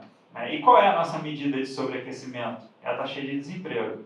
A taxa de desemprego baixa é bom, claro, tem mais gente trabalhando. Mas a gente está no mesmo nível de desemprego que a Dilma chegou quando ela exagerou na dose do fiscal, né? Que gerou um problema inflacionário, né? Muito grande. Né? Então, se a gente pensar, né, num ciclo parecido com o que a gente tem hoje, né, nós fazemos referência ao Henrique Meirelles de 2005, que foi uma coisa semelhante. Ali, o que você teve foi uma apreciação do real muito grande, que tem o mesmo efeito de produtos importados caindo, né? Porque se a sua moeda aprecia, tudo que você importa fica mais barato na sua moeda. Então, você teve uma desinflação dos importados por conta da apreciação no real, isso controlou a inflação. A gente vai ler as atas antigas, a gente gosta muito desse exercício, é incrível, assim, é uma viagem. Assim, o FED, eles divulgam inclusive as conversas, é o transcript completo. Então, assim, você vê lá o que o cara falou para o outro rebateu, o que ele botou na apresentação. No Brasil ainda não tem essa transparência toda, mas quando nós lemos as atas antigas, a discussão lá em 2005 era que o PIB surpreendeu para cima, a inflação foi baixa, e o Henrique Meirelles dizia uma coisa muito curiosa. Ele falou assim, o PIB potencial do Brasil subiu. O que isso significa, né? Se o PIB está mais alto e a inflação não reagiu, é porque o seu PIB potencial cresceu. Ele dizia assim, o PIB potencial subiu porque eu fiz uma política monetária responsável. Então, um banco central responsável fez o PIB potencial subir. Porra, assim, é muito wishful thinking, sabe? Assim, é levar a sério demais o seu instrumento. É aquela história. O que aconteceu nos 2 anos seguintes? A inflação lambeu. Né? Ela já estava sendo construída ali. Tinha um efeito temporário que tornava ela baixa, mas na hora que esse efeito temporário se desfez, a inflação reagiu à economia interna, que era um desemprego muito baixo, era muita demanda. E é esse ambiente que nós achamos que estamos vivendo, e nós achamos que ele vai acabar acontecendo. Pode ser que não aconteça? Pode ser que não aconteça. O que você acha que seria a principal variável para que a inflação do Brasil não aparecesse? Uma apreciação no real. Né? Seria um efeito semelhante de novo. O que geraria uma apreciação no real? O FED cortar os juros de maneira agressiva. Então, se o FED corta os juros de maneira agressiva, enfraquece o dólar, o real aprecia, você tem outra onda de queda de preços importados, você empurra esse problema para frente. Mas uma hora ele vai aparecer. Então, assim, acho que hoje a discussão que temos no Brasil é uma antecipação desse problema. Né? Ele começa a aparecer aqui e ali. Nós escrevemos carta, etc., discordando do ciclo de corte de juros. Achamos que o Diogo estava aqui hoje com vocês. De vez em quando a gente encontra com ele assim, para conversar e tal. E eu sempre conto para ele, assim, eu falo, olha, Diogo, aquela queda lá de juros, esse ciclo que vocês fizeram, você tinha uma premissa de que os juros altos já tinham contratado mais aceleração econômica à frente, né? Que queda do desemprego não ia pressionar salários, porque a reforma trabalhista tinha mudado a estrutura do mercado de trabalho brasileiro, mas todas as premissas que você usou para fazer o ciclo de corte não se provaram corretas. Todas elas estavam erradas. O crescimento não desacelerou, o desemprego continuou caindo, os salários continuaram altos. Assim, ele fala, eu concordo. Fala, e aí, você volta para onde você estava? Porque com a gente aqui, assim, se a gente faz uma posição com uma premissa e ela não acontece, a gente leva um pneu negativo, né? Você zera a posição, bota a viola no saco e vai para a próxima. Eu fiz essa provocação para ele, e aí, você vai ter que desfazer tudo que você fez, dado que... Eu até brinquei com ele, eu falei assim, essas apostas que você... quando eu falei aposta, eu falei, pô, isso é uma maneira ruim de falar com o diretor do Banco Central, né? Dizer que ele está fazendo uma aposta. Eu falo isso com o João e tal, pô. Aí eu falei, não, aposta... Não, calma aí, não era isso que eu queria dizer, eu acho que eu usei a expressão errada. Ele respondeu para mim, riscos controlados. Né? Eu corro riscos controlados. Eu falei, exatamente essa história que eu conto para os meus clientes também, riscos controlados. Mas, assim, aposta. Né? A aposta deu errado. Então, eu acho que hoje o Banco Central tem uma situação de que ele culpa o fiscal, culpa o governo pelas expectativas de inflação fora da meta, mas na minha ótica, tem, assim, o Banco Central tem culpa no cartório. Sabe, assim, acho que ele fez um ciclo no momento de risco. E a aposta não se provou correta. Então, acho que hoje é o mercado percebendo isso e discutindo. Poxa, se ele tiver que reverter, para onde ele vai? E aí, são dois debates. Uma vertente, né, que é a vertente do Roberto Campos, ele diz que o problema é a percepção que o mercado tem de que eles têm limitações políticas para agir. O mercado, por conta do governo Lula, diz que esse Banco Central não vai poder fazer o que é certo porque o Lula não vai deixar. Então, por isso, as expectativas de inflação desancoraram. Então, basta que eles provem que eles têm essa liberdade, que as coisas voltam ao normal. Né? Essa é a tese do Roberto Campos. Então, ou seja, você precisa fazer um ciclo de alta pequeno, porque o que você precisa é provar que você pode subir juros no limite. Né? Assim, mas, pô, subiu 25, subiu mais outro 25, aí, ó, quem dizia que eu não podia subir juros, provei. E tem a outra vertente, que está mais para o Diogo, que tem um fundamento ruim inflacionário. Né? As apostas que eu fiz se provaram incorretas, então o ciclo foi errado. Se isso é verdade, é um ciclo de 300, 400 basis points. Então, assim, os dois caminham na mesma direção, mas cada um com um diagnóstico muito distinto. E o diagnóstico define mais ou menos a sua cabeça para o rumo que você está indo, sabe? Então, a gente acha que essa é a virada, assim, mas não é nenhum cair do precipício ou coisa assim. É um ciclo, né? Os ciclos vão e vêm, mas a nossa vida é operar esse ciclo. Não, tá ótimo. E pegando esse gancho aqui do Banco Central, em 2025 teremos a eleição e teremos um novo presidente do Banco Central. E com ele também vai ter, a maioria dos diretores vão ter sido eleitos por esse novo, pelo Lula, né, nesse novo mandato. Então, como isso pode afetar o cenário de risco que vocês estão colocando para o Brasil, ou por o Banco Central ser independente, se ele fica meio blindado desses riscos políticos? A história do Banco Central independente, ela é sempre frágil, né? Assim, eu acho, vamos lá, esse ciclo de corte, o último que o Roberto Campos fez como presidente, a primeiro movimento, não sei se eu estou em muito detalhe aqui, mas o primeiro movimento de corte, que ele fez 50 basis points de corte, tinha um debate se ele deveria cortar ou não cortar, ou cortar 25, chegou ele fez 50. Assim, em geral, os economistas não achavam correto ele fazer o corte de 50. Acho que a maioria achava que ele não deveria fazer o corte, apesar das pessoas dizerem que achavam que ele ia fazer o corte, porque todo mundo entendia que tinha uma pressão política. E a melhor defesa que foi feita para o corte de 50 bases do Roberto Campos foi de que ele não fez nenhum absurdo, olha só a construção, né? Essas coisas são sempre a construção da ideia. Eu gosto de contar a história porque mercado é história, mercado é narrativa, tomada de decisão é narrativa. E é assim que, né, o Galípolo chega lá para o Lula e conta uma história para o Lula. Né? E se a história é boa, se ela é bem contada, se ela para de pé, assim, e o Lula se relaciona com ele, ele topa.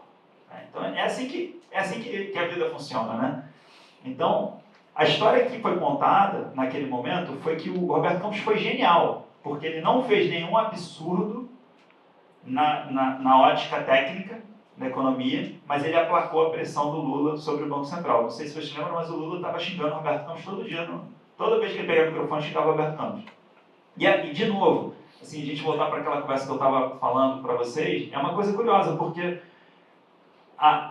o Banco Central tinha saído de cena desde o governo Temer, lá quando terminou a Dilma. O Banco Central ele deixou de ser um tema de jornal. Né? Não se falava mais sobre o presidente do Banco Central, a taxa de juros subiu 25 vezes pontos. Né? Muito técnico. Tinha saído de cena. Quando o Lula foi eleito, ele trouxe de volta esse debate para a cena. É muito curioso esse movimento, porque ninguém estava falando do Banco Central. O Banco Central era um não evento.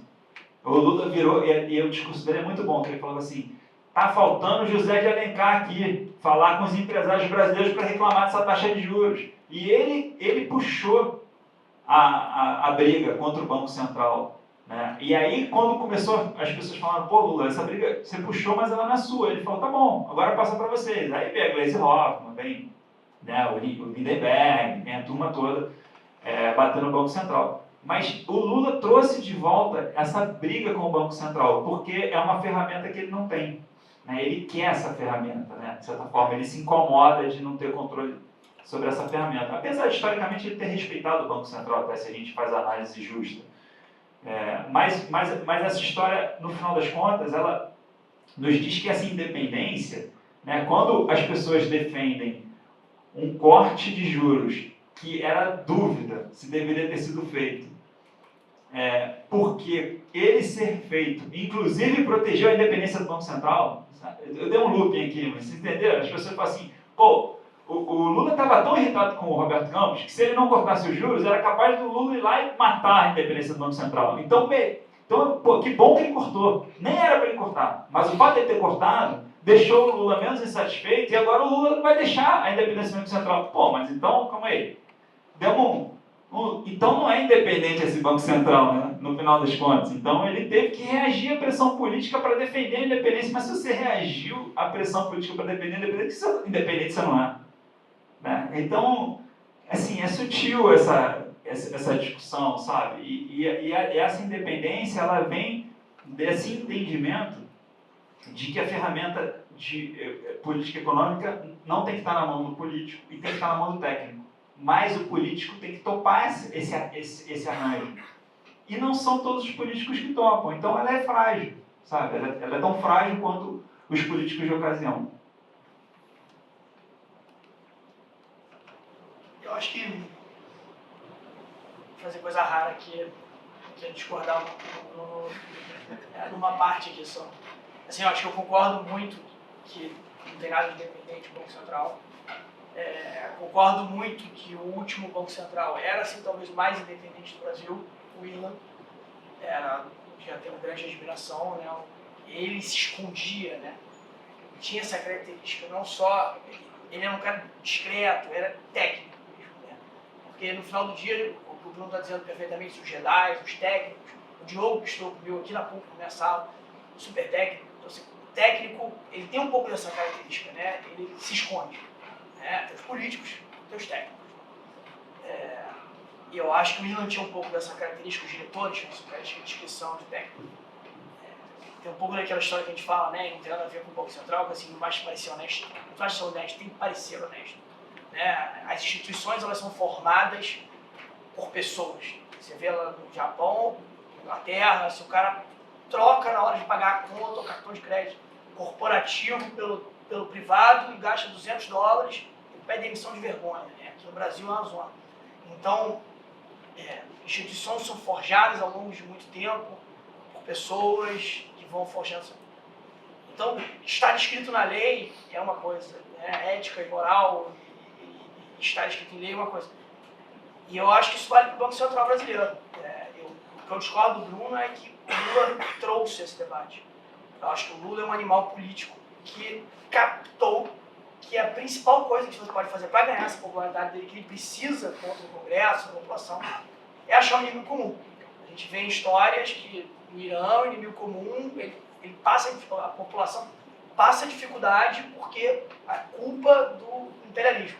O cara de Cuba passa dificuldade porque quem está fazendo essa lavagem cerebral é que o embargo está sendo feito. E o Lula, um dia para a noite, acordou e olhou e falou assim, cara, tem um cara aqui que não entende nada de política querendo antagonizar comigo. Então, é ele mesmo. E tá claro. Então, assim, o Roberto Campos Neto chamou o Lula para o ringue. Quando o presidente do primeiro Banco Central Independente do Brasil vai votar de camisa do Brasil, ele já se provou que não é independente. Ele já se provou que é político. Quando o presidente do Banco Central Independente do Brasil vai no Roda Viva discutir política, ele se provou que é político. Quando você chama o cara da Pfizer para negociar a vacina e quem recebe ele é o presidente do Banco Central, ele é político. Quando o negociador do governo Bolsonaro no Congresso é o presidente do Banco Central, ele também é político.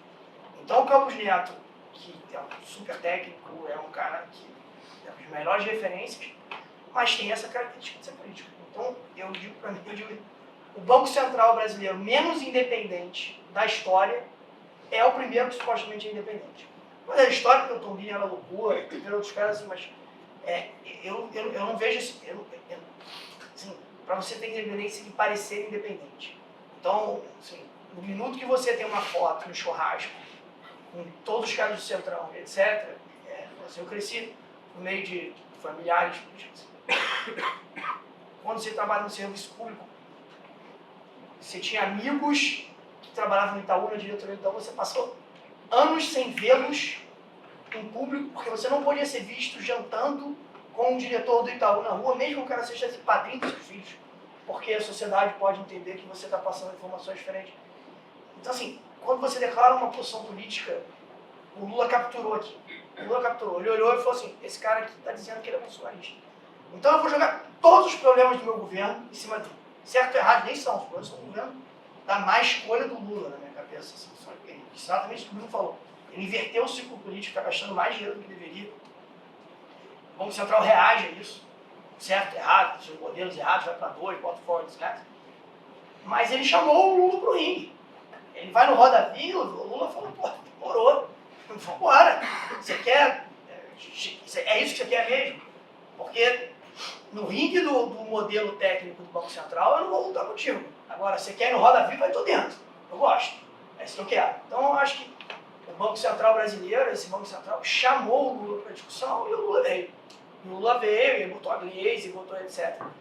Daí a gente tem um próximo ciclo político que, assim, eu não consigo, todo o desprezo que eu tenho ao presidente da República, eu não consigo afirmar que ele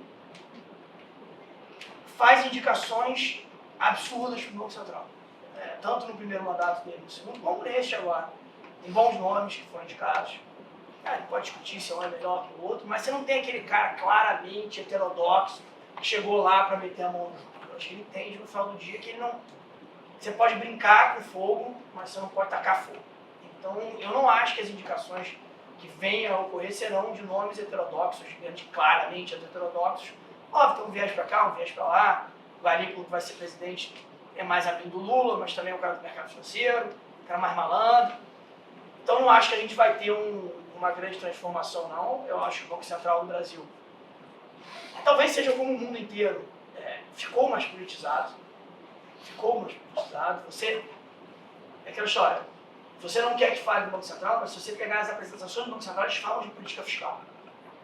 Em muitas histórias você tem separações muito claras entre o Ministério da Fazenda e o Banco Central, porque são instrumentos separados. Então tem críticas à política. Então, assim, acho que as coisas se misturaram no Brasil, que é uma pena, porque você podia usar a independência, mas ao mesmo tempo tem um debate muito franco. E às vezes é bom que alguém enfrente o presidente também, então assim, que seja o Campos Neto que sabe fazer isso bem, então, assim, eu não acho que... Mas, hoje teve uma frase muito impressionante no mercado, não sei se foi o cara da Colômbia, o presidente do Banco Central da Colômbia. Eu concordo com ele. Assim, o presidente do Banco Central da Colômbia falou simplesmente, olha só, o Brasil é um exemplo do que não se fazer em política monetária. O que é muito duro você escutar um par seu falando isso, principalmente um colombiano. Então, assim, se fosse o FED, você até podia usar como exemplo, mas assim, pô, não é um grande exemplo de estadismo colombiano. Então, assim, acho que a gente precisa... Isso é uma coisa que aqui é muito importante, eu tenho certeza que da PUC, do mesmo jeito que o Diogo estudou comigo, assim, daqui vão sair diretores do Banco Central, vão sair possivelmente presidentes do Banco Central.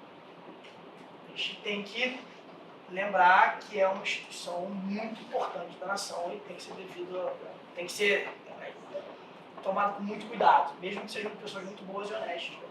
Tem a menor dúvida disso. Bem, uma coisa que os dois falaram pro Fio quando o Fio mandou a pauta foi a mesma frase. Caraca, grande essa pauta, né? Então a gente combinou aqui de remodelar um pouco, porque eu acho que tem umas coisas... aproveitar um pouco das diferenças entre vocês, que eu acho que assim, quando a gente assistiu o painel lá em 2022, foi uma coisa legal que vocês pensam de maneira diferente, às vezes convergem, e eu acho que isso é muito legal entre vocês. Eu queria que vocês falassem um pouco da característica de gestão de vocês. O Bruno já mencionou que quando ele cria uma linha de raciocínio, gosta de criar uma linha de raciocínio grande numa posição mais direcional. O João, enfim, em alguns podcasts aqui, eu acho que também na nossa palestra de 2022 falou dos hedges, das correlações.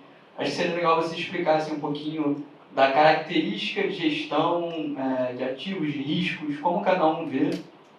O Bruno já comentou um pouco, mas eu acho que desenvolver seria legal, e o João falar também da sua parte. Acho que é uma coisa que é bastante interessante e curioso para a gente que não tem ideia nenhuma do dia a dia da gestão, sabe? Acho que é legal. Uma coisa que eu falo muito de mercado, assim, que é uma coisa interessante, e eu acho que a maior graça do mercado é que não tem certo e errado. Né? Não tem certo e errado. Você tem atacante que cada atacante joga de uma forma, dribla para um lado, então, assim, o importante é fazer gol. Então não tem certo e errado, cada um tem seu modelo, tem framework, até acho que a gente tem características parecidas, estou até feliz. Mas eu acho que não tem características claras, corretas, então assim, não tenta achar um livro dele. Acho que tem livros interessantes você vê o Market Quiz, você vê muita gente interessante, cada um com uma característica, um modelo de gestão.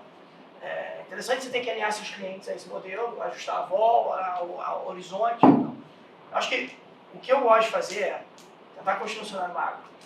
Um cenário macro, que a China virou nesse momento uma fonte de oferta e de demanda, está botando tecnologia, investir em tecnologia, vai deflacionar o mundo, porque vai botar mais oferta no mundo.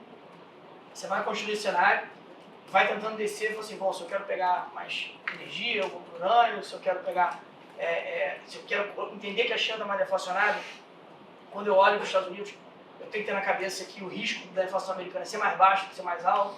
Então você vai construindo um cenário macro em cima de sua visão de mundo, de ciclo econômico mais longo, que eu gosto de fazer. Olha, a China está num ciclo de botar oferta longo.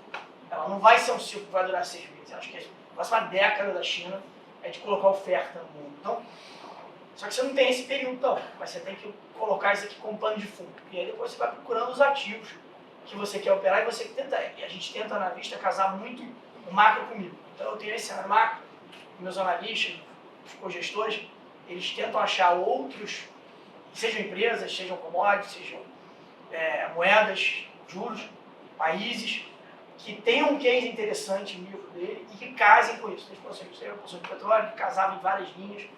A gente tem essa posição agora que a gente tem, por exemplo, a gente gosta de urânio porque o equilíbrio de oferta e demanda é ruim, então falta já urânio no pé, mas ao mesmo tempo você percebe que a China, essa Guerra Fria 2.0, está tentando ficar independente energeticamente e a energia nuclear é uma forma de ficar independente. Então você tem a questão macro, que junto com a questão, aí a gente gosta de montar uma posição. E você vai em diversas outras linhas, a gente gosta de ter um pouco de Bolsa Brasil, primeiro porque o micro embaixo, os valores são muito baratos, as ações são muito baratas, mas também porque a gente entende que o cenário macro vai se manter perene, não vai explodir, não vai cair do precipício. Então, eu acho que o nosso estilo de gestão é tentar casar micro com macro e, nesse meio tempo, tentar pegar proteções. Tá? Proteções. Vai sair um dado americano que pode indicar uma recessão maior, pode indicar uma recessão não. Vamos fazer uma proteção, fazer uma opção, porque se indicar, a gente acontece isso. que a gente tem feito, eu vou te dar um exemplo. A gente tem um portfólio que a gente não mexe há muito tempo, né? Tem mais de um ano. É uma posição em urânio, em ouro, é uma posição em algumas bolsas de ações brasileiras, uma posição em ações na Argentina, que a gente mexe muito pouco. Então agora a gente está tendo uma discussão sobre eleição americana. Quais são as propostas dos candidatos e como a nossa carteira reage. Se der a Kamala, o que acontece com a posição?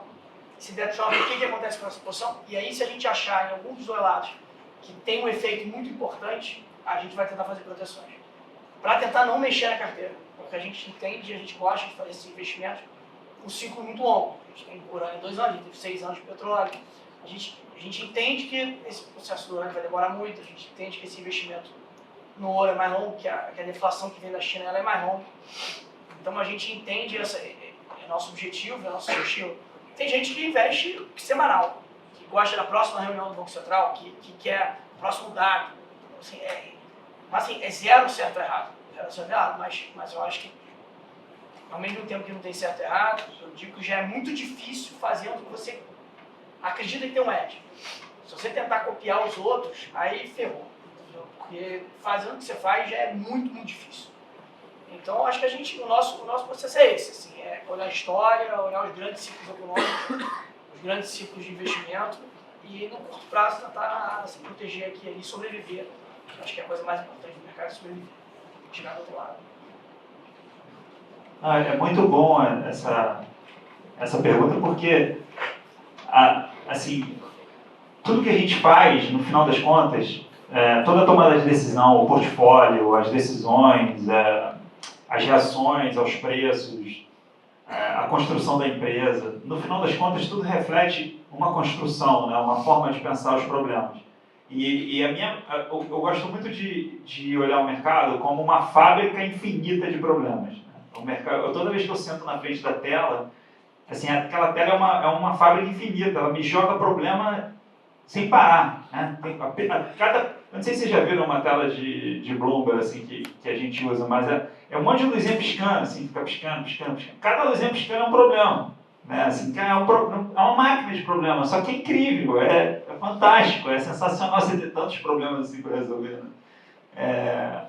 O desafio de quando você tem tantos problemas assim para resolver é escolher quais deles você vai tentar resolver. Porque se você tentar resolver todos, você não vai resolver nenhum. E aí você vai ter que escolher que problemas que eu vou resolver e como eu vou resolver esses problemas.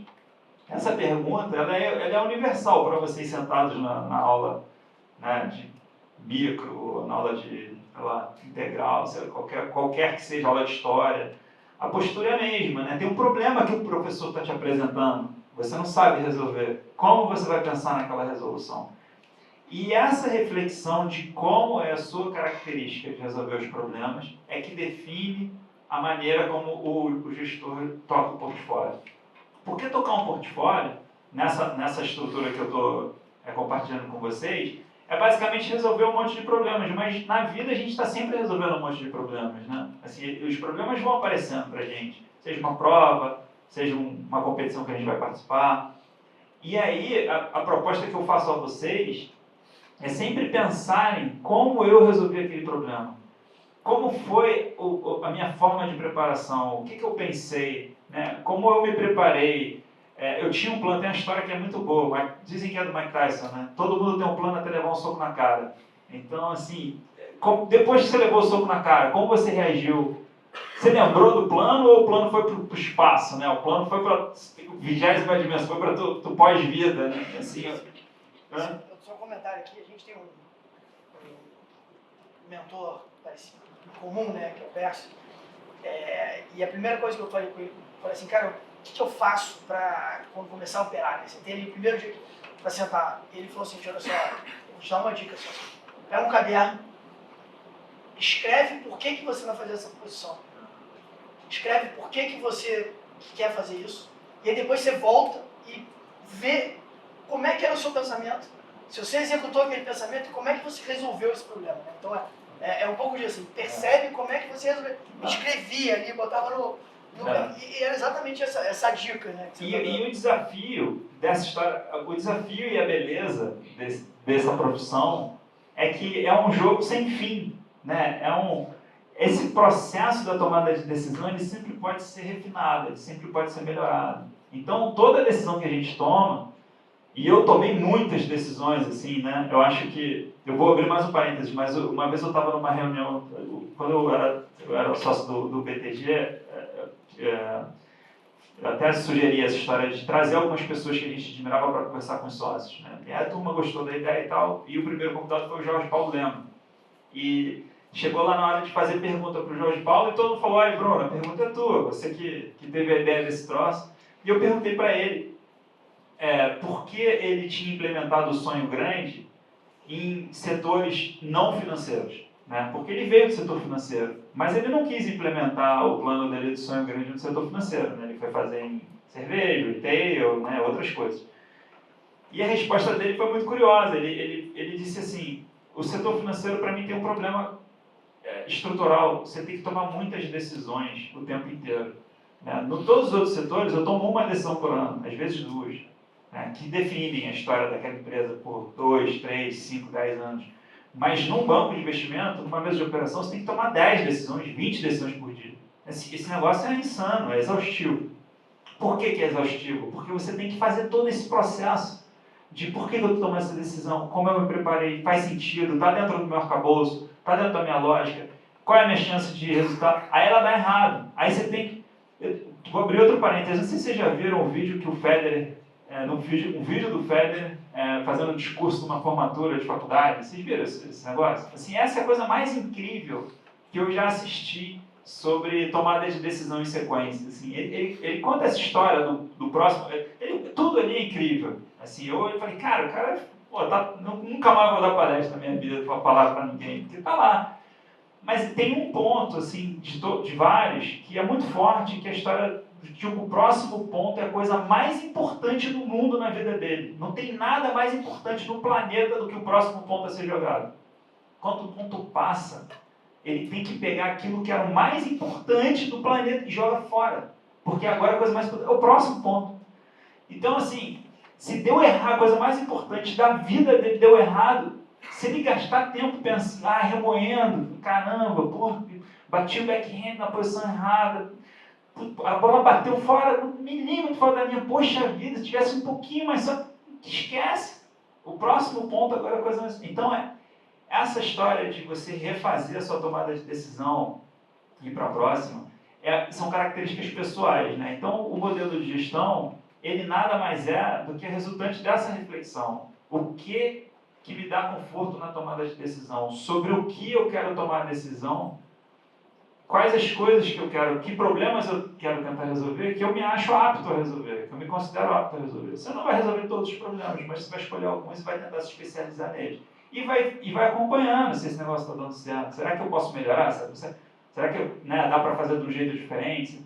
E aí você vai estreitando esse negócio e vai pegando algumas coisas para você se dedicar. Né? Assim, uma outra analogia para esse negócio, a minha esposa adora montar quebra-cabeça. E ela monta 1000 peças, 2000 peças de quebra-cabeça.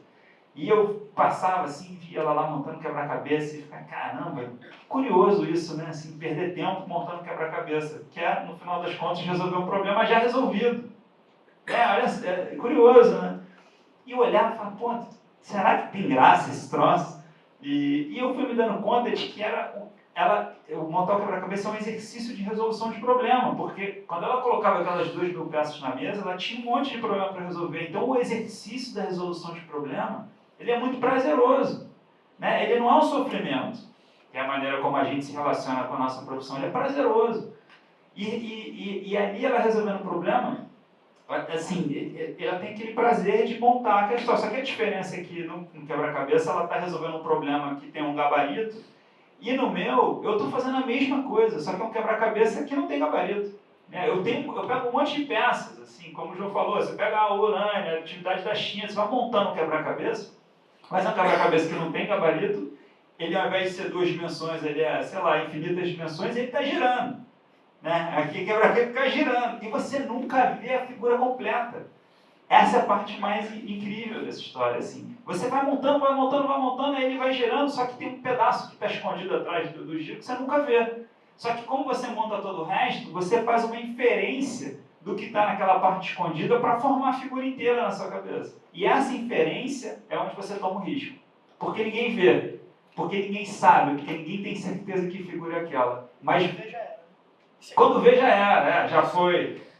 Então, esse momento da dúvida, você pega aquele 70% que você conseguiu montar e fala assim, dado o meu repertório, dado tudo que eu aprendi, dado o meu sentimento, dado a minha criatividade de identificar uma figura incompleta, eu falo assim, fecha essa figura desse jeito, não é assim que as pessoas estão pensando, vou fazer uma aposta nessa história. E aí quando isso acontece na nossa característica, nós não fazemos muitas apostas no fundo, mas quando temos, fazemos apostas grandes. E carregamos ela por bastante tempo. Então, assim, a gente tenta simplificar o modelo para poucas coisas, coisas que a gente tem um entendimento muito profundo, que a gente tem conforto de quando elas dão errado, que é outra coisa que eu gosto de dizer, assim, eu sou surfista, então, assim, tem um amigo escalador, a gente mergulhou no Ipanema num dia de 1.000 metros de onda, mas tem corrente, o escalador é carregado pela correnteza, ele não sabe lidar com aquilo, eu falo para ele, a chance de você morrer hoje, assim, é 0,5%. E ele acredita, porque ele sabe que eu sou um especialista. Ele fala, pô, o Bruno surfa desde 8 anos de idade. Ele sabe, ele acredita. Só que quando a correnteza pega ele esquece a probabilidade. 0,5% é o cacete. Eu não estou sendo arrastado para o oceano. Pô, cadê o Bruno? Vem me salvar. Assim, isso significa que você está lidando com um risco que você não conhece. Você conhece a probabilidade, mas você não sabe reagir quando o risco dá errado. E isso que é o importante. Da mesma maneira que se ele me levar para o alto da montanha e me amarrar numa corda, que eu sei que se amarrar um caminhão e jogar a corda na arrebenta, se ele me empurrar, eu vou panicar. Eu estou caindo aqui, a corda, sei lá. Eu não estou acostumado. Então, é menos o risco teórico e muito o risco prático, sabe? Que você conhece, como você reage bem, estou fazendo essa posição, se der errado, eu vou reagir bem, eu vou saber administrar, ou eu vou panicar? Não, eu vou panicar, então não faz. Então é meio por aí. Não, perfeito. Eu acho que cada um falou do seu estilo de gestão. No final das contas, os dois concluíram que os dois gostam de pensar num prazo maior. Assim. A gente vê que tem muitas gestoras nos fundos macro, até que você vai ver, está mudando de posição sempre, é estilo de gestão, mas apesar de vocês serem muito diferentes de cabeça em relação a como operam, acho que é legal que os dois falaram assim, de carregar para o médio e longo prazo, fazendo pequenos ajustes. Mas assim, eu queria primeiro perguntar como vocês estão de tempo, porque assim, da nossa parte acho que a gente pode parar e não saber se a gente abre para alguma pergunta, enfim, pode. Enfim, aproveitando a gente fazer um encerramento da nossa parte aqui, deixar para vocês fazerem, queria agradecer demais os dois, acho que a gente foi a terceira pauta macro aqui, voltada mais para a economia, cada uma completamente diferente, assim, a gente extrai coisas completamente diferentes, eu acho que trazer gestores tem esse lado, esse ganho para a gente, porque que vocês tentam olhar de tudo mesmo, é o que vocês falam, o trabalho de vocês é muito amplo, vocês olham política, olham saúde, olham tudo, eu acho que tem muito ganho para a gente, e queria agradecer vocês. E vamos ver para a pergunta.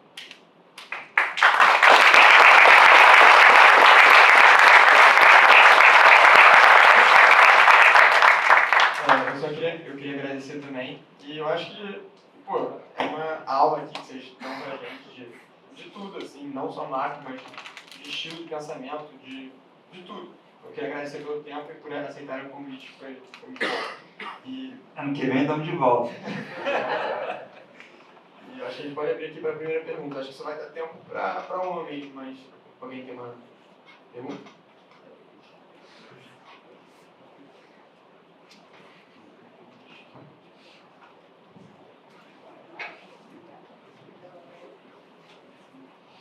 Primeiramente, Bruno, João, muito obrigado pelo tempo de vocês. Acho que o painel foi excelente. Fico até com pena de gastar a pergunta comigo, porque eu queria fazer uma mais direcionada para o Bruno.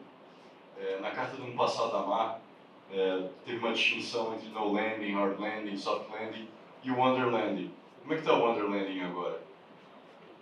É o que a gente está vendo, né?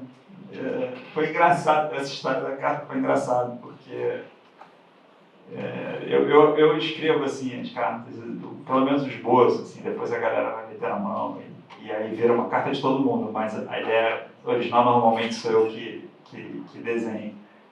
E quando eu pensei na história do Wonderland, eu estava meio injuriado com o ciclo de queda, com a história de soft landing no Brasil. Eu falei, pô, soft landing no Brasil, com esse estímulo fiscal não faz sentido. E aí, assim, a gente fez uma brincadeira lá na Asset, que era o Roberto Campos no País das Maravilhas, né? A gente chamou de Wonderland. Mas foi uma ironia, óbvio.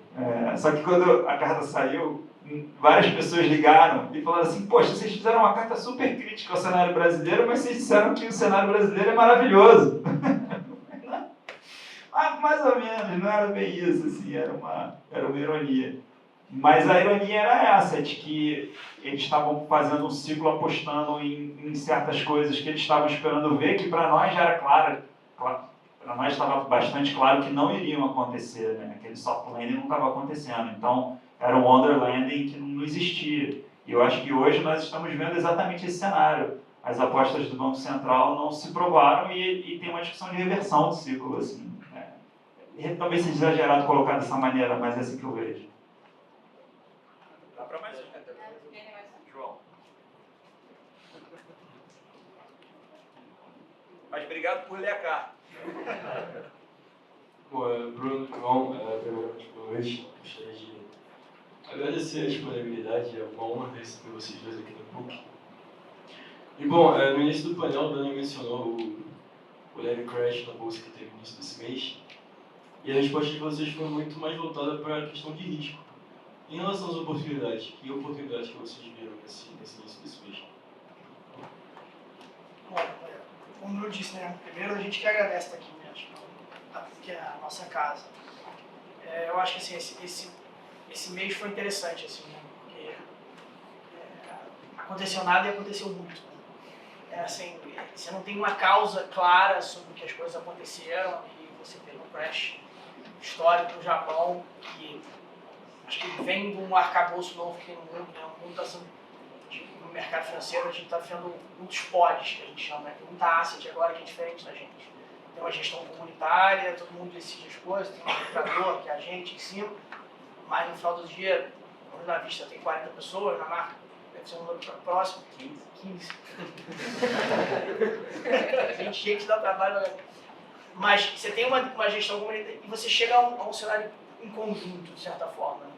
Eu acho que tem um modelo novo que é bem sucedido no mundo, inclusive lá fora, que são de pods. Né? Então você tem uma caixa em cima e embaixo você tem 50, 100, 200, 300 mini gestores. Isso está gerando um frenesi no mercado, porque eles têm regras de estoque muito claras, muito curtas. Então cada um vai para um lado, a coisa está ficando muito mais esquizofrênica do que era antes. Né? E foi o que aconteceu um pouco desse mês, assim, essa começar um pouco da nossa visão. Teve dado pelos Estados Unidos, etc., mas as coisas são amplificadas para isso, né? A ida, a volta. Então acho que a gente enxergou esse cenário. O que eu vejo de oportunidades é um pouco do que a gente conversou aqui. Assim, eu acho que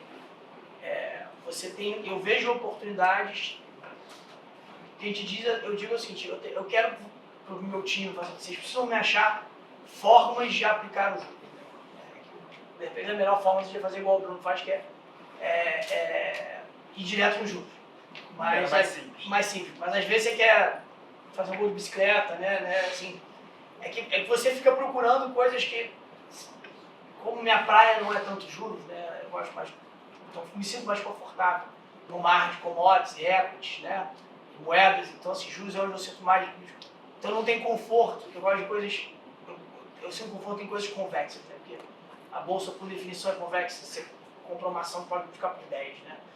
E no juros você precisa de uma alavancagem que eu não me sinto confortável. Então é questão de estilo. Então, assim, o que eu chamo de oportunidades que eu penso pedir para o time é falar, olha, achem formas de aplicar os juros com convexidade no mercado. Porque a gente acredita que o que aconteceu esse mês foi tipo uma luz amarela, que não era para ter esse tamanho tão grande de movimento, mas olha, o cenário de desaceleração, deflação, está ficando mais pronunciado e o mercado vai começar a olhar isso com mais cuidado e a narrativa, nossa vida é feita de narrativa. Então, assim, antes de no lane, hard lane e etc., acho que a narrativa agora, o mercado quer procurar, só quer enxergar um copo meio vazio na desaceleração. Então, acho que o que eu vejo de oportunidades é como fazer este trade aplicado de forma diferente. O que a gente fez, por exemplo, a gente montou uma posição long yen, short peso mexicano. O yen é um juros muito baixo, é um dos caras com juros mais baixos, mas um dos únicos que está subindo juros no mundo, né? O Brasil e provavelmente o Brasil e o Japão. Talvez nem os dois, ou talvez os dois, mas são os únicos que têm essa discussão. O diferencial de juros diminui com os Estados Unidos, logo é mais atrativa a moeda, né? A moeda tinha desvalorizado muito, já ficava muito barato o Japão. E a gente vê as coisas empíricas, né? Todo mundo viajando pro Japão, ficou barato pra cacete, então assim, o Japão a moeda ficou muito barata. E do outro lado, o peso mexicano ficou muito correlacionado com a economia americana, né? Pela fronteira. E se você tem uma desaceleração nos Estados Unidos, você vai ter uma desaceleração no México. Então foi uma forma. Então a gente está hoje ativamente procurando. Você gosta do ouro, gosta do peso mexicano contra o iene. Acho que são as oportunidades que a gente enxerga nesse momento, né? Não dá para ficar de no Brasil, né? Porque a gente discutiu aqui. Então são as oportunidades que a gente enxerga nesse momento. Mas é muito difícil olhar muito assim, a nossa vida, assim, como eu falo, você fica vendo esse xadrez 4D, mas no final do dia muito também é tentar não perder, é se defender. Então, assim, cara, as coisas estão meio confusas no mundo hoje em dia. A gente tem essa coisa que está mais clara, eu concordo com o cenário do Bruno, com as cartas, que eu também sou leitor, mas é um cenário confuso. O mundo está confuso, seja por geopolítica, né, seja por guerra, seja por eleição, seja por outras coisas. Acho que a oportunidade que a gente enxerga é essa, e de resto não fazer muita besteira, que já é um grande avanço, né? Sempre. Não, perfeito. Acho que foi legal. A gente acabou sendo uma pergunta direcionada para cada um. Acho que cada um pensa de uma maneira diferente. É bem legal isso. Eu vou aproveitar para dar uns últimos recados, aproveitar que a casa está cheia aqui. Os dois fizeram propaganda da Liga, né? Então acho que não vou me alongar muito, que a Recode está ali, tem lá fora também, não vou falar mais nada. E também, enfim, a gente tem uma última palestra amanhã sobre o mercado de crédito brasileiro. Bem interessante, assim. E, enfim, para encerrar a SMF, então eu conto bastante com a presença de vocês. E uma coisa que a gente faz também é sortear um livro no final das palestras. Se vocês puderem falar um número de 1 a 59. 13? Tá bom. Foi o segundo que falou 13, né? Os caras ficam revelando voto assim, tudo de graça. Enzo Roes.